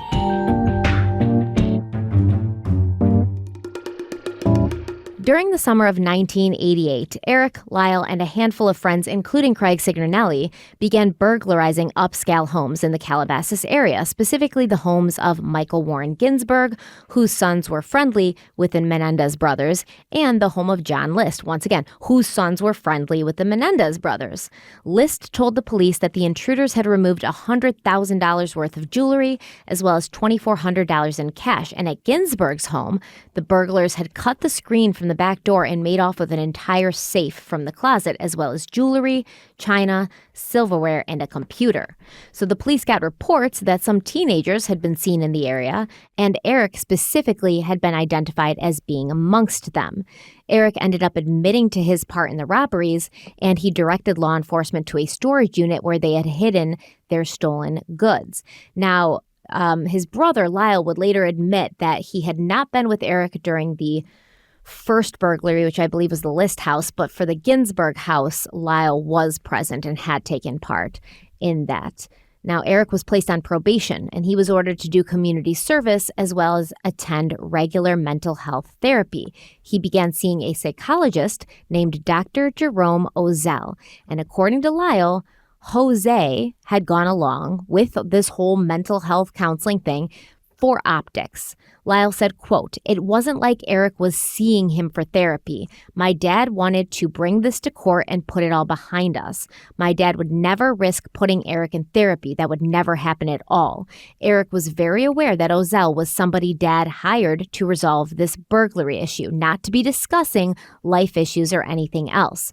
My father told me that he did not want anything to come up from this 10 years from now. He was worried this would be very bad for his reputation and his future plans to run for U.S. Senate," end quote. So first of all, Dr. Jerome Ozell is going to become a very important player in the Menendez brothers saga. Very important. The whole situation is kind of ludicrous and bananas, but we are going to talk about him more. Now, Jose and Kitty, they were so embarrassed about these burglaries, so paranoid about how they would be seen by the good people of Calabasas, like the Kardashians. They completely left Calabasas and they moved to the house on Elm Street in Beverly Hills, where they would eventually be murdered. Real quick, can we crack that nut open a little bit more? Because for me, I'm talking, as I'm going through this a lot in my head as you're kind of going through the story about motive. And we're about, I'm guesstimating here because this episode hasn't been edited yet, but between last episode and this one, we're over 3 hours of information about this family at this point. And I think it's a fair statement to say, if you were to cut the episode right here and then fast forward to the brothers killed their parents, there's going to be a large portion of people who are saying, oh, they killed them because finally, after talking to other friends outside the house, realized how poorly they were treated between Jose's, physical abuse and Kitty's verbal abuse and talking to them, saying that she didn't want them and all these things. And they just were outraged and they killed him. That's why they killed him. And there would be a lot of people that would have sympathy for them. However, not trying to discredit that, but I want to point out here that what you just discussed, and it's, again, we're just starting to get there, talking about Erik and Lyle committing burglaries for hundreds of thousands of dollars in jewelry. Yeah, you could say that they're doing it because they're bored with life and they're looking for a thrill and it was the excitement for them. You could also make an argument that it was financially motivated, that they wanted the cash or they wanted items of value, intrinsic value that they could sell or trade and make cash off of. Now, did they need that money? They didn't really spend it. They didn't really spend any of it, though. I'm not saying they spent it. They also got caught. They got caught. So they didn't really have an opportunity to spend it. I bring this all up to you because as we're going through this, and I don't know this entire case, but I know there's going to be an element of this where people are going to say that the Menendez brothers didn't kill their parents because they resented to them or they hated them or they were in fear of them. They killed them because their family, their parents were worth more to them dead than alive. And I think what you're saying right now, that we have a history, a criminal record of the brothers committing financial crimes that involve the gratification of obtaining something that doesn't belong to them, is a very, very important note to this story. And a change, I would argue a change in the narrative since we started this series to a certain degree, a different wrinkle, if you will. I agree. And I do think that there was some sort of entitlement bred into these kids. And I think once they kind of got out into the real world, they were like, oh, like to make the kind of money that our family already has, we're going to have to work so hard. Why, when they already made all this money? Why should we have to work so hard when the money's there? Dad's bringing in the money like crazy, but he wants us to make our own money? Like, ew. So I do think there was that element. I'm not going to lie to you and say that these kids were not spoiled, entitled, and you know, snot-nosed brats, basically. They were, for sure. For sure. And I don't want to go too far down this path yet. There's going to be time for it, but I know what I said last episode, and it's funny how we always come back to it, but Jose Menendez Sr., that mentality of kill or be killed, take what you want. Go out there and get it. These kids, they wanted something. And as you mentioned, they may have realized that life, regardless of who you know, was not going to be as easy if mommy and daddy weren't helping them get there. And as they got older and realized they had to work for those things and they weren't just going to be given to them, could they have inherited a mentality that was instilled in them by their father, where when they realized that maybe the gravy train was coming to an end, they had to do something in order to continue the lifestyle they were accustomed to. And that whole mentality was kill or be killed, right? And I'm saying that literally. So just something to keep in mind as we go forward here. I know we're feeling bad, and I'm saying this about myself when I say we, feeling pretty bad for Erik and Lyle up to this point in the story. But I'm surprised by this new little thing that you've brought up here, and it's not little. We're talking $100,000 in jewelry. I know, right? Like I'm freaking 17, 18, 19 years old, you know, lifting packets of gum. That's what I was saying. This was a package of gum. Yeah, no. I mean, this is a full-on... They took a full-ass safe out of the closet, man. This is a big deal. And then they said they just like figured out the combination accidentally. I don't know. This is a big deal. And I don't see how anyone could sit here and tell me, or convince me at least, that there wasn't some type of gratification in the idea of stealing something that didn't belong to them and that they weren't in some capacity motivated by money in this situation. So that's why you rob people. You want something from them or you need the money, whatever the case may be. There is a financial element to it. So really interesting development in this series for me when we're starting to try to build out a motive, which, as we said in part one, could have multiple factors. It may not just be one specific thing. There could be different parts of their lives that led to their actions, and it may not just be one thing or the other. It can be a combination. Yeah, well, I mean, in general, it seemed that the Menendez family was unraveling a bit. All of them, right? With Lyle being chased out of Princeton, Erik's committing crimes for attention or whatever reason, and Kitty is just spiraling deeper into a dark depression. On November 8th, 1987, Kitty was admitted to Westlake Community Hospital in Thousand Oaks, California. And Dr. Warden Emery, coolest name ever, he diagnosed Kitty with acute Xanax and alcohol ingestion along with depression. She took an excessive amount, 6, of Xanax, and again another 6 was not suicidal. She is alert, oriented, and cognitively intact. She is not self-harmful, and there is no reason to keep her in the hospital. She is having breakthrough anxiety due to low tricyclic antidepressant level, impression, on axis 1 dysthymic disorder, on axis 1 panic disorder, axis 2 suspect personality disorder. I noted when I took the history that Mrs. Menendez was trivializing her circumstance, her overdose, or it appeared to me that she was. I noted that she seemed quite frightened. There was an interaction between her and her husband, which resulted in both of them wanting her to leave as soon as possible. It did sign out against medical advice.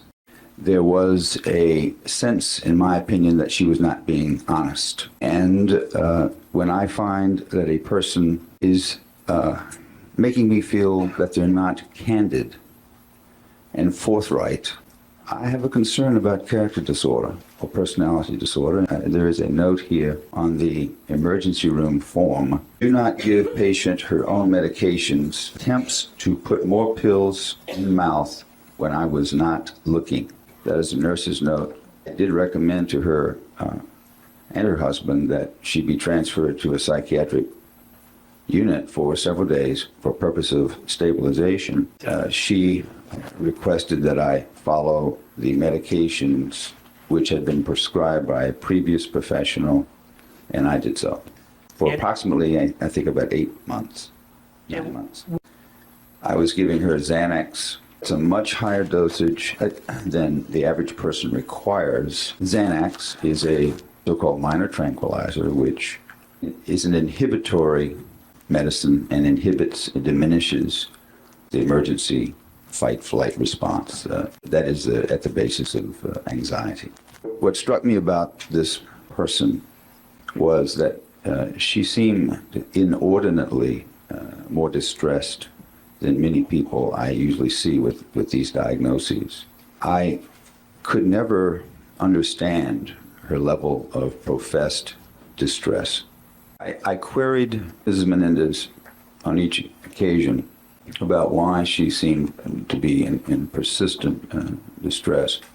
And I never received an answer that made me able to explain her level of distress. It was my opinion that here was a woman who apparently had some kind of marital problem, which I thought that was the difficulty, but was unable to extricate herself from it and unable to shift and do what apparently needed to be done in order for her to improve her circumstance. That is the reason why I would still suspected personality trait or personality disorder. Did she appear to you to be secretive during the time that you consulted? Yes. She gave me her explanations to the best of her ability, but I was not able to comprehend because they were couched in physical complaint terms without sufficient data relevant to her life. So I never felt that I really had the information necessary to really understand her. If you want to use the word secretive, or the information just wasn't there. The woman never was able to articulate, other than there was some problem with her husband. I tried to get her to give me more data, but I never got it. I thought it was interesting how she comes into the hospital with acute Xanax and alcohol intoxication, and he's like, I gave her more Xanax. Way more than any person should need. So it's just, yeah, but did you hear what he said? Suspected personality disorder. Now, Right. He doesn't say what, but once again, this is the 80s. So at that point, it's just like they kind of all mesh together, but suspected personality disorder. It seems to be that Kitty Menendez was a person who could only identify who she was and what she wanted through someone else. And she'd become so enmeshed and codependent on her husband that she'd learned to only see herself through his eyes. And so relations between Kitty and Jose degraded, and her mental state degraded as well. You can see this illustrated in letters written to Jose over the years. Quote, throughout my life, I lived with a tormented mother who bared her soul to me, and I could always feel her hurt, but I was powerless to help her, except by a show of strength. I lived in a broken home and knew of no other like mine. I swore this would never happen to me. End quote. In another letter, Kitty ruefully writes, quote, for 24 years I lived in a dream. I tried so hard to keep my marriage complete, but I didn't know how. I thought if I concentrated on the house and our boys, their grades and sports, that you would feel fulfilled. My fantasy about you and I and our family was my own destruction. I locked myself in a dream that began in my childhood. I married a man just like my father in disguise, the very man I tried to run away from. End quote. And finally, quote, you are a brilliant, aggressive, soft-hearted man, and I am truly in love with you even as I write this. Please find someone you can truly fall in love with and start again. Build a new family. I know our boys will always be most special to you. They are special. My gift to you. End quote. And these are in chronological order, so you can see the stages of grief as Kitty stumbles through them. And it's really icky for me that she said, I know our boys are special to you, my gift to you. As in, like, they don't mean anything to me. Yeah. I gave birth to them because you wanted them, and I gave them to you. I don't need to have anything to do with their raising or their personality shaping. They were my gift to you, like they're belongings, like they're not humans. It's so weird. My gift to you. I don't know, man. She's not here, so I wish we could ask her, but I will say, based on what Lyle had said during the trial, as far as her resenting them and her basically looking at them as the reason why she didn't accomplish her dreams and ambitions, it does look like, in a way, it's not only her saying, hey, I physically gave you these two boys, but I also gave up on my dreams and hopes and what I had goals of doing for you so that you could have these two sons. So there's a lot more than just my gift to you are these two physical humans. It's everything that I sacrificed in order to give them to you.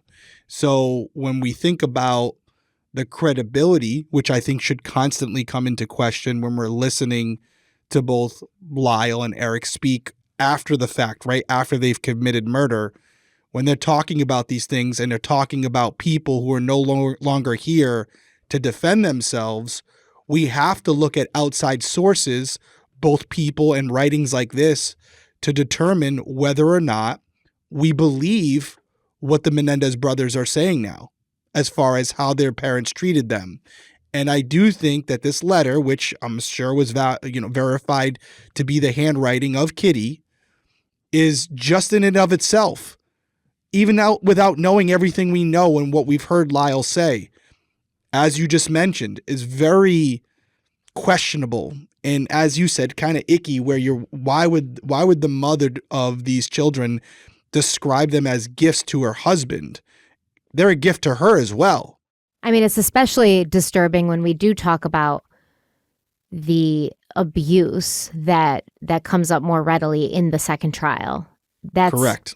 That's going to be even more disturbing. Right. So as I'm sitting here trying to kind of cut through the bullshit, if you will, trying to weed through everything and come to my own opinion on what parts of these stories I believe from Erik and Lyle as they're giving their testimony, the part about Kitty saying that I didn't want you guys, basically you ruined my life. I gave up everything for you guys.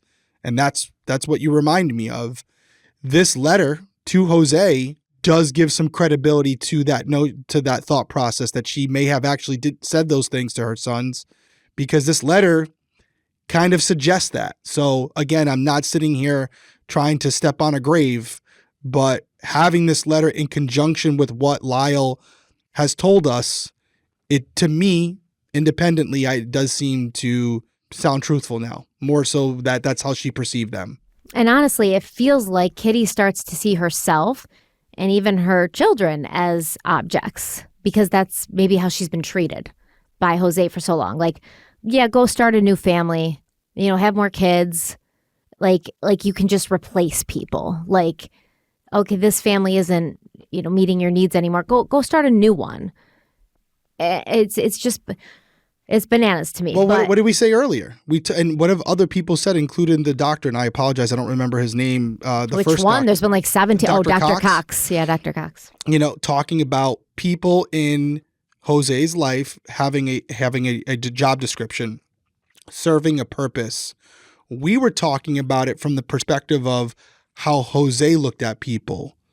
Well, the truth is, some of those people, especially ones that were in his life frequently, started to see how he viewed them. And obviously, Kitty would be at the top of that list, where we're not saying something that wasn't known to her.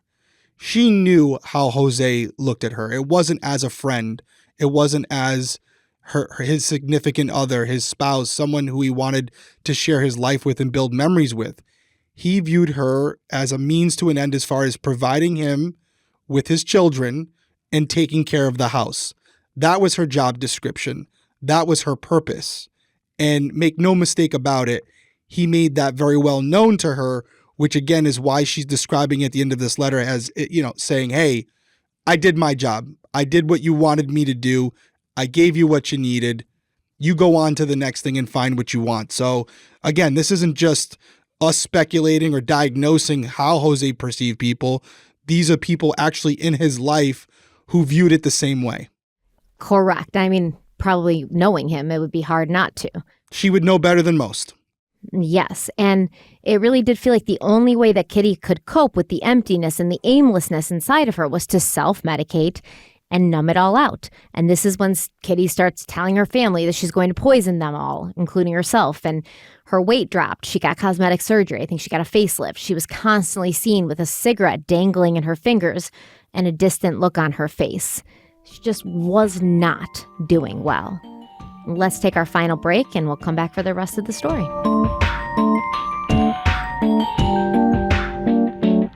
Springtime is all about fresh air, fresh starts, and freshly cleaned homes. And it's the perfect time to give a fresh look at Simply Safe Home Security, the only home security system I use and recommend. I really love having the security system all year round, but especially when the weather starts to warm up, because that's when I start opening windows up. I start kind of leaving the doors open to get some fresh air. And sometimes I will go to bed at night and accidentally forget to close all the windows and doors that I've opened up. And so I love the fact that even when I'm not all locked up, which I should be, you should be locking your doors and windows every night, but even when I forget to, I'm still protected. Trusted by experts, Simply Safe was named Best Home Security Systems for 2024 by U.S. News and World Report, and Newsweek awarded it Best Customer Service and In-Home Security. The system blankets your whole home in protection. It has sensors to detect break-ins, fires, floods, and more. Plus, they have a variety of indoor and outdoor cameras to keep watch over your property day and night. Simply Safe is backed by 24/7 professional monitoring for less than $1 a day, so you'll get fast emergency response and dispatch when you need it the most. And Simply Safe's professional monitoring agents can even help stop crime in real time by speaking to intruders through the wireless indoor camera, warning them that they're being recorded and that police are on the way. And with no contracts, which is one of my favorite parts about Simply Safe. If anybody's ever been stuck in a security system contract, you know what I mean. Simply Safe has no contracts, and they have a 60-day money-back guarantee, so you can try them risk-free. And if you don't absolutely love it, you can send the system back for a full refund. There's literally nothing to lose here, and Derek's going to tell you how you can check Simply Safe out for yourself and get a great discount for Crime Weekly listeners. That's right. Simply Safe has given me and many others a real peace of mind. So if you want to have that as well, get 20% off your new Simply Safe system when you sign up for Fast Protect monitoring. Just visit simplysafe.com/crimeweekly.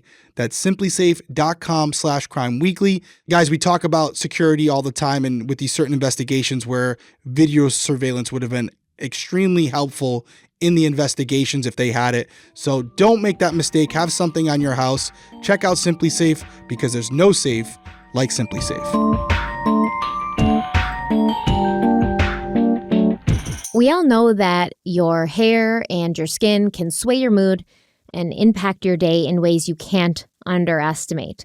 I've been through it in my life with hair products and beauty products and skincare products that just really haven't done it for me. They haven't understood my needs. But ever since I switched to the custom hair and skin routine with Pros, I have noticed so many benefits. Healthier hair and skin, yes, but beyond that as well. Specifically, for my hair, which I've always struggled with because it's very curly, and I like to, wear it natural sometimes, but I also like to straighten it, curl it, style it.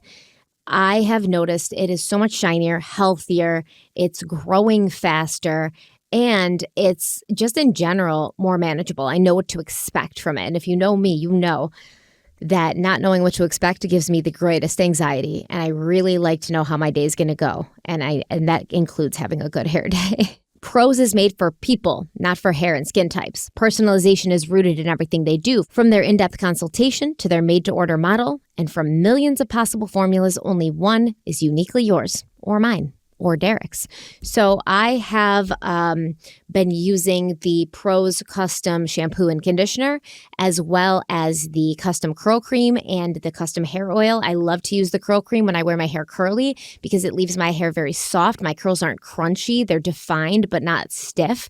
and it just dries beautifully. And I love to use the hair oil when I straighten my hair because it smooths out all the frizz, all the split ends. It adds shine, and it just makes it feel super soft, and it smells amazing. Prose isn't just better for you, it's better for the planet. They're a certified B Corp, cruelty-free, and the first and only carbon-neutral custom beauty brand. They even have a review and refine tool which learns from my feedback and adjusts my formula to keep up with the seasons and the changes in my life. And I use this tool often. So when it changes from winter to spring or spring to summer, summer to fall, etc., I will go in and kind of add that. So they know that in the summer, it's very humid. My hair is going to get frizzy. So maybe I can get something that has some protective barrier on it to keep the humidity out of my hair. And then in the winter, when it's very dry, maybe they'll give me something heavier that'll help lock the moisture in my hair. So it's great. We love Prose. I don't have a bad word to say about them. And Derek's going to tell you how you can check them out for yourself. Yeah, and listen, Prose has been a longtime sponsor of the channel, so if you want to support us, make sure you support them. And Prose is so confident that you'll bring out your best hair and skin that they're offering an exclusive trial offer of 50% off your first subscription order at prose.com/crimeweekly. So go get your free consultation, then 50% off at prose.com/crimeweekly. One more time, that's prose.com/crimeweekly. At Beverly Hills High School, Erik Menendez discovered two things about himself. He had a natural talent for acting during his drama class, which, by the way, was a required course at Beverly Hills High School. It doesn't surprise me, but that's awesome. So drama was a required course. It's like math, English, drama. So he's in his drama course, and he was able to impress his teacher by memorizing and performing a portion of Shakespeare's Richard II. And then Erik also found out he was dyslexic. Erik's grades had been pretty high to average for a while as he enjoyed the attention and praise he was receiving in drama class, but when his teacher wanted to suggest Erik for a special program which would allow him to hone his acting skills, Jose said no. And almost overnight, Erik's academic performance began to suffer. This led to many parent-teacher conferences, and that's when his English teacher informed Kitty and Jose about their son's condition. Now, this news may not have actually been news for Erik because according to his English teacher, Dr. Barbara Zussman, Kitty was not surprised, informing the teacher that they had been told Erik was dyslexic when he was younger after they had had him tested for dyslexia. And the teacher was like, well, do you think maybe that's something like we should have known? Mm-hmm. Yeah. And I read an article that was written, I think in like 1996, and the teacher's like, yeah, these were bad parents. Like, when you're not even telling your kid's new school that your son has a condition which makes it hard for him to read and write, and you're just sending him in there, you're literally starting him off at a disadvantage. Setting him up for failure. Why would you do that when it's so easy to just say, by the way, he's dyslexic, and then we can accommodate for that? You know, it's like you didn't even care if he did well or not. I think it's somewhat of an ego thing where they look at it as a deformity. Right? Like, this is a black spot on the record where no child of ours is going to have a learning disability. As a quick input, Derek's not saying it's a disability or it's like a black spot or it's a deformity, as you initially said. That is what Jose and Kitty would look at because they were so obsessed with image, which is why Jose was kind of like, Kitty doesn't need to stay in this mental hospital. You know, she doesn't have to stay here and be seen by a psychiatrist. Like, she can go home. I agree with you, actually. It was an image thing. It's all about optics. It all makes sense with what we're talking about, even with the pool story with Lyle, where he's held underwater, he's struggling, he can't breathe, and he's doing it, and he's doing it in the worst way possible, but to expand his lungs, he's making him go through hell. And instead of doing it the right way, and he's looking at it this way where, you know what? My son, although he may have this dyslexia thing, he's going to sink or swim. He's going to man up and do what he needs to do to get this done. And he's going to overcome this because he has no other choice. I'm going to stick him in there in spite of what he has, in spite of what situation he's dealing with. It's a tough world out there. No need to cry. No excuses. Get it done. Now, I don't have to preface this, but I will. That's not the right way to do it, but that's, again, Jose Menendez's approach to these things. It's a hurdle. You can overcome it on your own. Suck it up, get it done. You shouldn't need help. You shouldn't need assistance. Do it on your own, or somebody else is going to step on you. Yeah, but I mean, obviously, Jose didn't really understand how dyslexia works, so. Clearly. Yeah, clearly. But Erik's dreams of being an actor had only been temporarily stalled by Jose, not killed completely. Craig Sigrinelli, one of Erik's friends on the tennis team, he was the son of an MGM executive who owned a cabin in Central California. And so he and Erik went kind of on a writer's retreat to this cabin. And over the course of several days, they wrote a 66-page screenplay called Friends, which Erik was supposed to star in.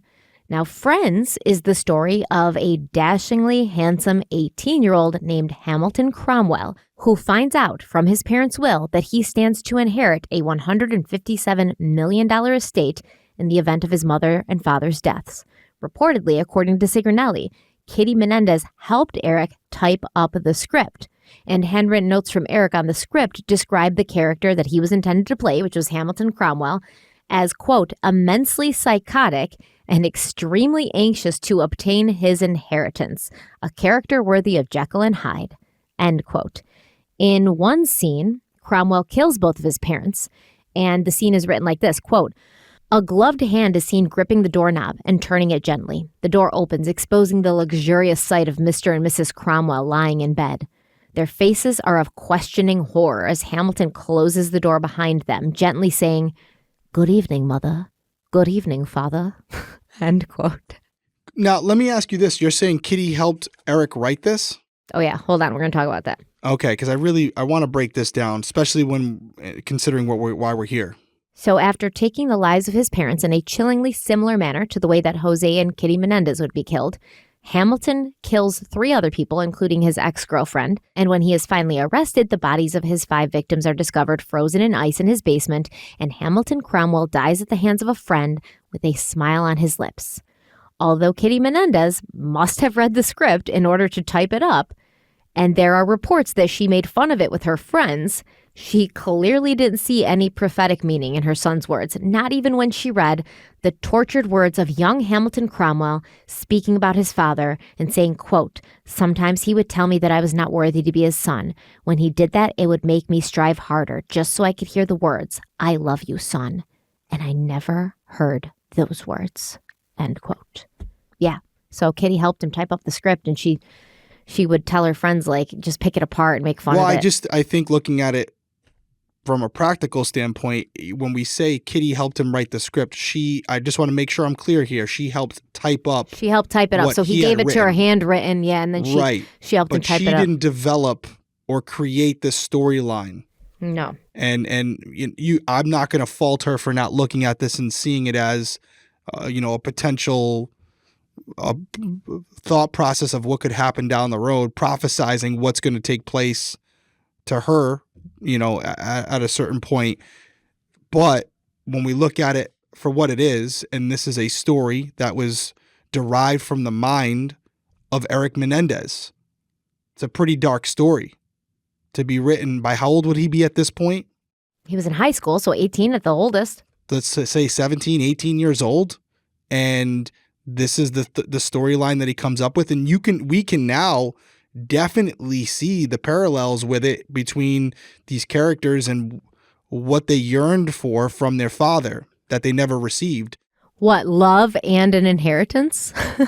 And yeah, to both. So again, when we're talking about motive, if they couldn't get the love, they were going to get the money. If they couldn't get the love, they were going to get what they could get out of it. And so again, when we're thinking about motive, and we're also thinking about a crime of passion, right? I don't know what the defense is here. I really don't know which way this is going to go. But when we lay out the defense for the Menendez brothers as we go forward, I'm really interested to hear if the description of what happened is going to be described as something that happened in a moment of an argument or some type of fight that ensued and this rage came over them, or are they admitting that it was premeditated? Because you're not bringing up this story for no reason. It was definitely premeditated. Okay, and they admit to that?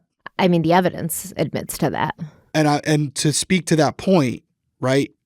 this script here, this what we're talking about here, this screenplay that came from the mind of Erik Menendez, I'm assuming you're not just bringing it up to bring it up to us.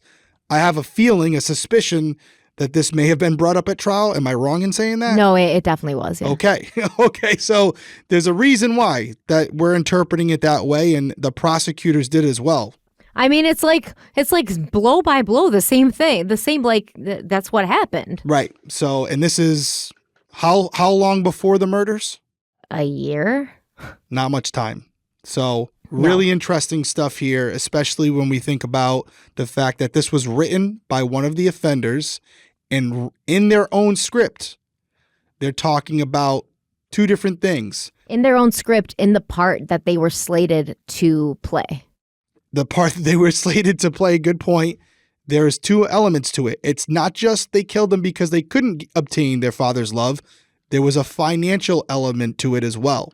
And I really do think it was like, okay, well, we've tried so hard to get his love, his acceptance, have him be proud of us. That's not going to happen. Well, what else does this man have to offer besides, Yeah, if we can't get his love, we might as well get his money. And I bring this up. I bring this up because at the top of this episode, and we're going to come back to this numerous times, but at the top of this episode, I had mentioned that there's a lot of people saying, free the Menendez brothers. Get them out. They should be out. And I ask all of you, regardless of where you fall, right at this point in the story, if you're in that camp, you're not wrong. You probably know more about the case than I do at this point. Well, it's not like you're not wrong. It's like that's your opinion. You're entitled to it. That's your opinion. You're entitled to your opinion. But I pose this question. If I could tell you definitively that they killed their parents for money, mostly for the money, would you still feel the same way? And that's a question you have to answer. That's where I'm at right now in the story, is I'm trying to figure out the why. We know they did it, but the reason is why. If the abuse and the stories that Erik and Lyle told about their parents were true, then yeah, I agree. They shouldn't be in prison. Okay. I would feel the same. Yeah. I don't care. Let's see where this story goes. You don't create monsters and then act surprised when they turn on you. It's like Frankenstein's monster, Dr. Frankenstein makes this like horrendous, like violent, monster. And then he's like, I'm so surprised that this monster turned on me. I want to debate this with you. Kind of like karma a little bit, I definitely want to debate this with you, but we're in part 2, so I won't. What I'll say is this. I'll pose this question to you. Kitty and Jose allegedly, potentially created these monsters, your words. The question becomes, do we want those monsters back out amongst society where they could harm others? But do you think they would harm others? Like, look at Gypsy Rose, right? She's out there walking free. I have nothing against Gypsy Rose, but I don't know what Gypsy's going to do a year or two from now. I have no clue. I don't know her. I mean, even if you knew her, you still probably couldn't say whether she would or she wouldn't. No, we're going to see over time. But my point being, there are people out there that have committed heinous acts, and I think some of them had very traumatic child upbringings, and it's horrific. But then they've gone on to do really horrific things, and they were in prison for the rest of their lives. Again, I'm not leaning one way or the other. These questions that we're talking about right now, these conversations, are things that I'm writing down that I hope a lot of people are thinking about, because this series is not about if they did it or not. It's about why they did it, and do we think that the justice system got it right?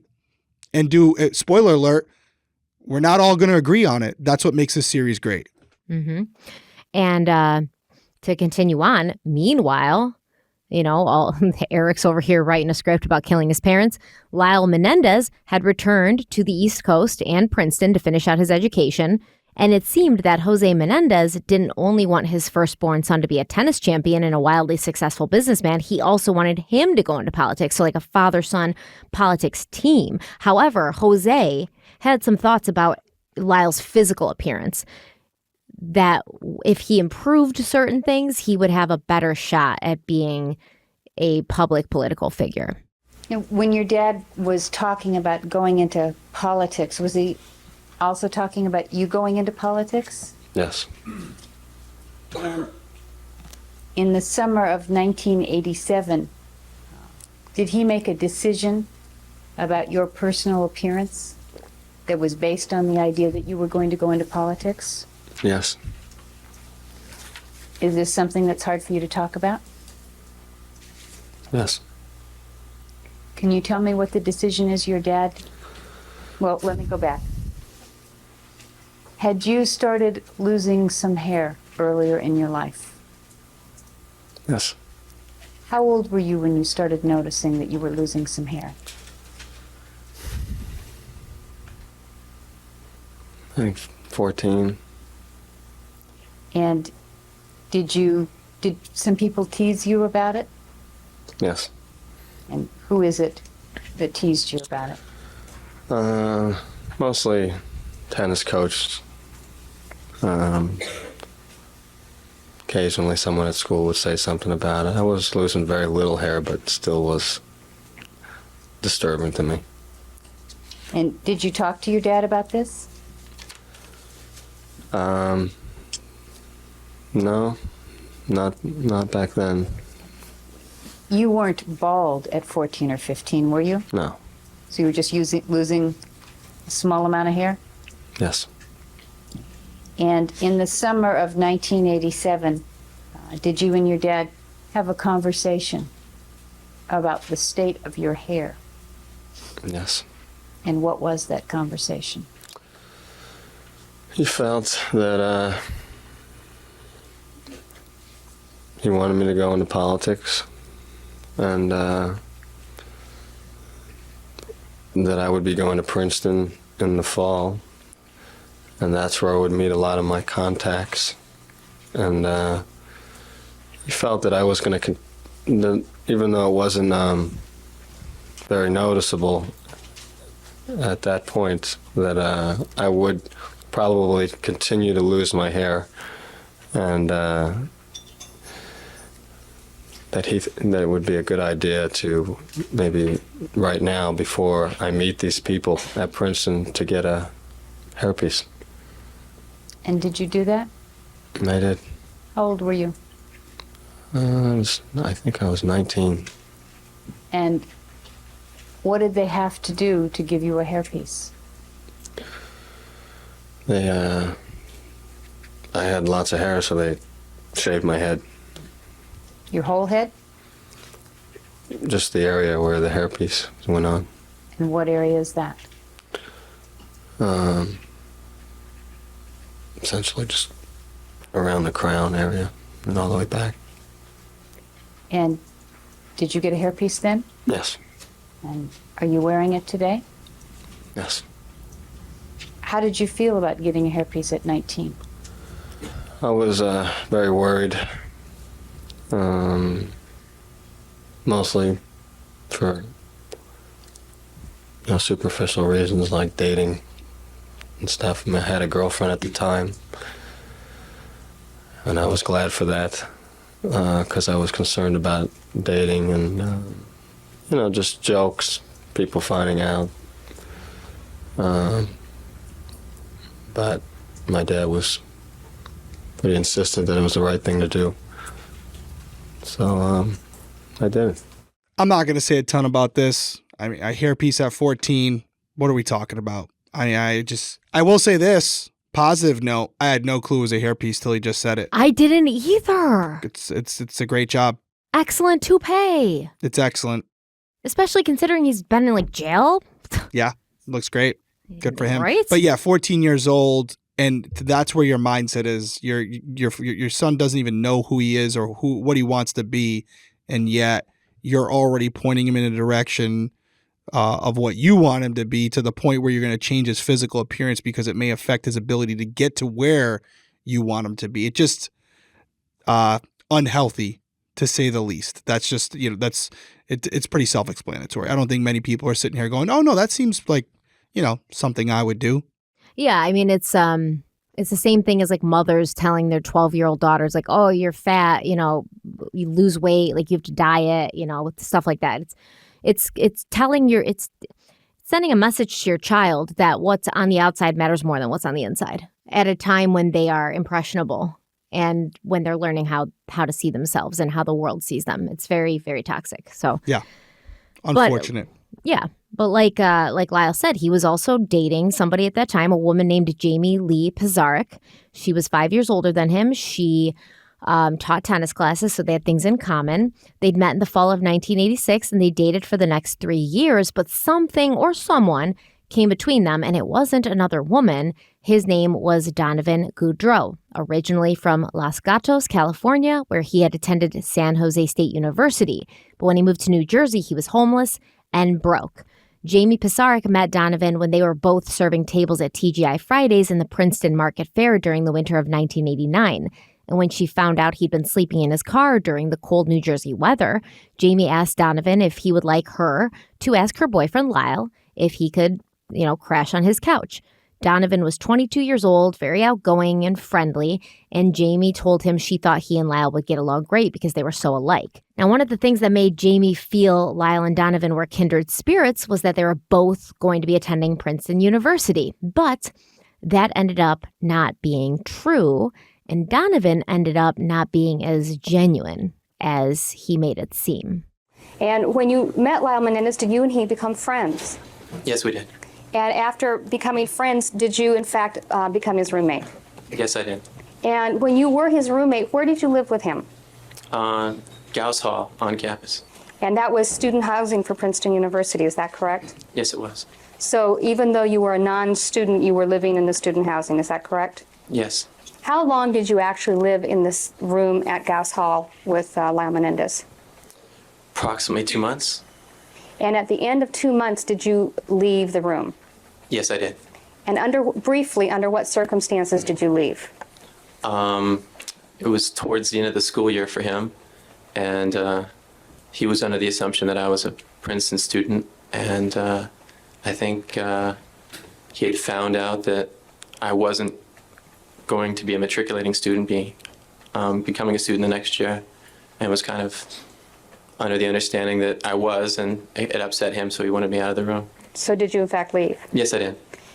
From the time you met him to the day that you left his dorm room, did you see him on a regular basis? Yes, How often did you see him? every day, Were you with him all day? pretty much all day. Were the two of you the closest of the friends of the group of people who were around? Yes, until the end. Shortly before the end, started to change a little. And you were not going to classes with him, obviously, because you weren't a student. Is that correct? I still went to a couple classes. Okay. And I sat in on some lectures and stuff. what other things would you do together? Everything. All day long. I was working in the evenings at TGI Fridays, but outside of that, we spent all our time together. We ate together, did everything together. Did you talk a lot? Yes, we did. And did you talk about your families a lot? Yes, we did. Did you think that you and Lyle were on the same footing in terms of economics? No, not at all. What was the difference? He came from a wealthy family and I didn't. Okay. And how did you know he came from a wealthy family? He told me. Actually, I think Jamie told me first. Okay. And did you see him spending money? Yes, I did. What kinds of things would he buy? Well, he wasn't extravagant. I mean, he wasn't any more wealthy than any of the other kids. At Princeton? Yeah. He didn't have all the money in the world. I mean, he was basically on allowance like most students there. He spent, accordingly. Did he have credit cards? I think he had one credit card, yes. And could he sign for things at the student store? Yes, he could. And what types of things could he buy, or did you see him buy? At the student store? At the university store. Well, we got I think the most expensive would have been a computer, which his father approved of, and clothes and other things. How much was the computer? I'm assuming a little over $3,000. And who was the computer for? Did he use a computer? Actually, it became more. He used the computer, but I think a couple other people came and used it too. And did you use it? Yes, I did. So he could just sign at the university store for the... For just about anything, and the bill went to his father. Okay. Did other people borrow things that belonged to Lyle? Yeah, Lyle was pretty lax about that. His like dorm room was always open, except for maybe, every once in a while he would lock the door, and people would come in and borrow shoes, and I remember several occasions where people would come by and and borrow a shirt here and there and then return it later, or CDs. Hayden was if we were missing anything, we'd just go over to Hayden's room and find it. So Lyle's door was open and people helped themselves? Yeah. I take it. And he didn't seem to stop that? No, everyone was under the assumption that it was okay as long as you told him about it. And if he wasn't there, then they returned it. Greg Gessie borrowed a pair of shoes one time, and he allowed him to bite his head off. There wasn't any problems with that. Was he generous with his friends? With his close circle of friends, yes, very generous. In what ways? Well, he didn't have a whole lot of money. He had what little allowance he had, and whatever, he spent that very quickly. But if he had $10 and we were hungry, we would all eat. So. And while you were at Princeton, was he helping you out economically while you were living in the dorm room with him? Well, aside from living in a dorm room, which was the greatest help of all, I'd have to say, I want to say no, but there was a couple times he did help me, yeah. So it turns out that Donovan was something of a con artist, and before he'd moved into Lyle's dorm room, Donovan had shared an apartment with Lyle's girlfriend, Jamie, and during their time living together, Jamie had found out some suspicious things, such as, multiple unpaid parking tickets in Donovan's name, and very soon he was coming up short with money for the bills, and then things started going missing from the apartment, including a large sum of money that Jamie had hidden in her closet. And so she started telling people that she thought her roommate could potentially be a criminal. And she said he'd admitted to taking her things and the money. But then Donovan said that Lyle had taken the money, and then Jamie broke up with Lyle in April of 1989, at which point Donovan started living with Lyle at the dorm room with 3 other roommates. And within a week of this new arrangement, a green leather jacket that Jamie had given Lyle as a present had disappeared. And eventually, despite the red flags, Lyle and Donovan became quite close, as you heard, spent every day together, very close. And Donovan claims that Lyle confessed something to him months before Jose and Kitty Menendez were murdered. And it was after Donovan was sort of discussing his own childhood experiences. Did Lyle Menendez ever tell you that he had been sexually abused by either of his parents? No, never. Okay. Now, I believe that you indicated on the stand yesterday that you had been sexually abused. Is that correct? Yes. Did you ever divulge that to Lyle Menendez? Yes, I did. Okay. Could you tell me the context in which it was that you and he had this discussion about your abuse? It was during that same dinner at the Chinese food restaurant that you just mentioned.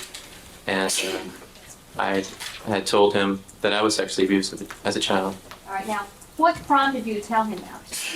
Well, we were discussing how well we knew each other towards the end of the school year. We had spent a great amount of time together. And he said he knew everything about me, and I told him no. There's something you don't know. And I thought he should know. And so I told him. And what did you tell him? I told him that I was sexually abused as a child. By whom?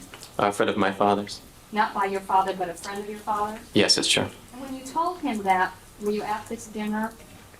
Yeah, at the Chinese food restaurant. What was his reaction when you told him? He was very shaken.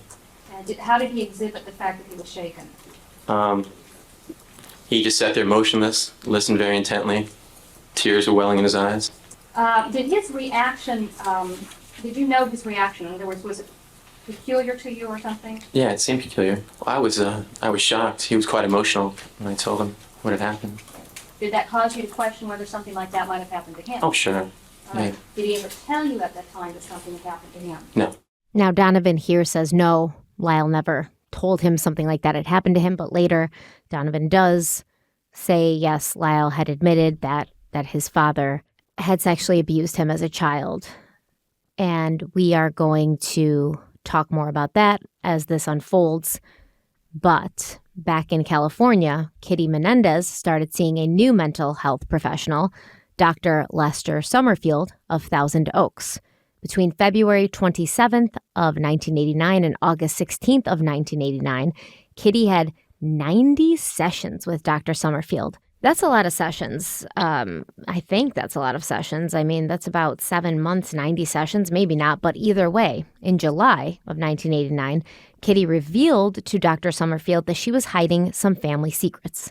She said she was concerned that her 2 sons might be sociopaths due to their lack of conscience and their narcissism.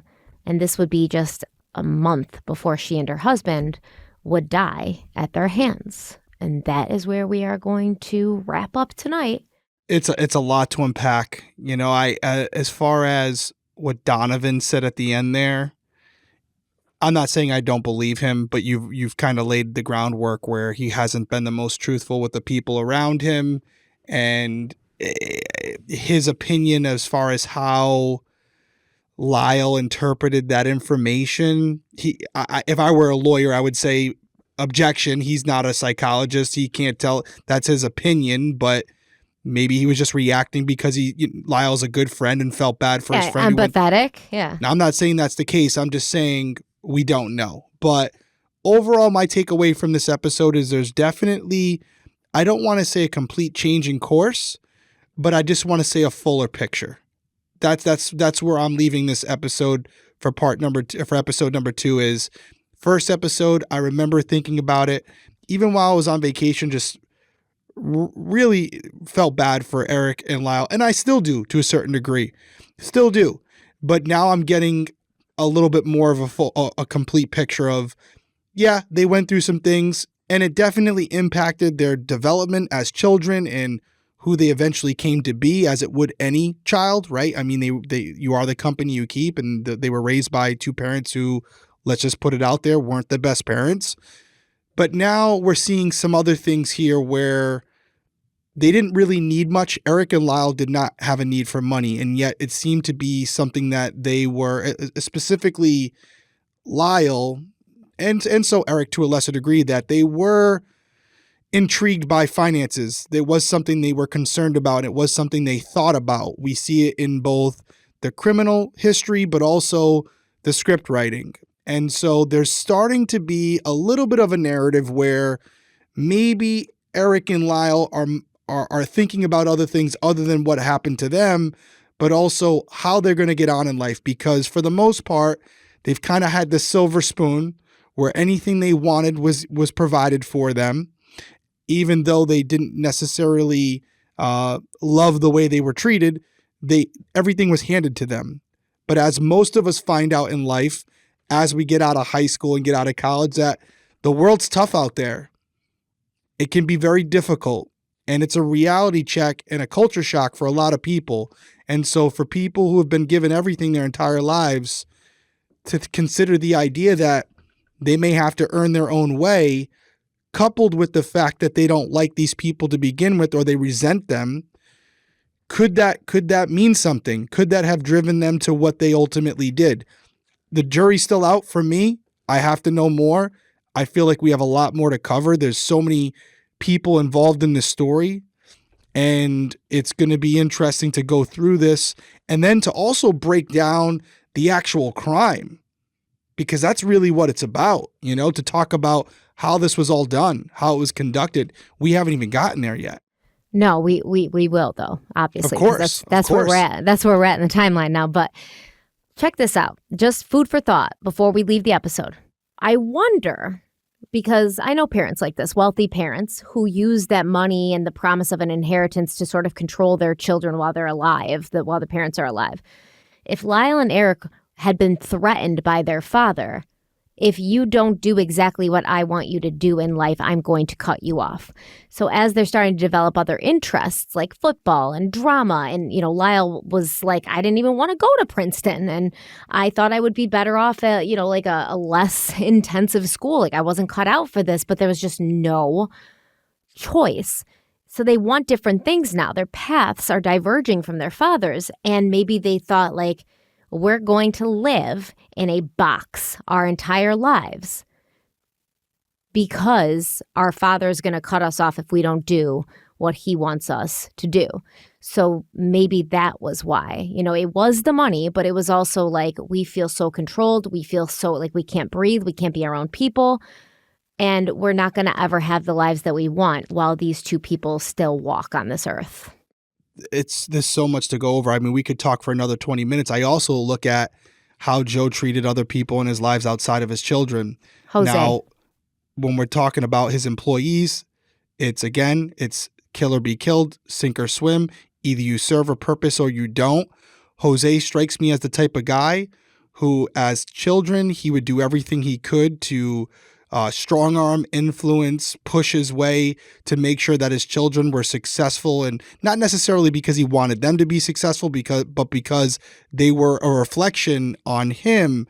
But he seems like the type of guy there where at a point when they're older, if they are not living up to expectations and they are now an embarrassment, instead of helping them, he would distance himself from them. And as you just alluded to, basically tell them right out, hey, if you're not going to be able to live up to my expectations, if you're not going to do what I want you to do, the gravy train's going to stop. Don't expect a thing from me. And I'm sure there were multiple times where he made that very well known to them that, listen, I'm not going to be here forever. You're not going to just skate by. I didn't skate by, and neither are you. You got to earn your keeps, and that's just it. And so could that have been a part of this equation where they were willing to tolerate this type of behavior and abuse for a period of time because they were getting what they wanted, but when they realized there could come a point where he was still going to treat them poorly but also not provide for them, was this something that became an option because of that? I don't know yet. I want to hear more. Yeah, and you will. You will. Everyone. You all will. I want to thank you guys for being here tonight. It's another, I think, a really deep episode. It's a lot to digest. We'll be back next week with another Crime Weekly News on Tuesday and Wednesday for audio and video. And then we will be out with a part 3 for the Menendez series. And we're going to start getting into the case, the actual crime here from what you're saying. Mm-hmm. Oh, yeah. So a lot to dive into. Everyone stay safe out there. We will see you guys next week. Bye.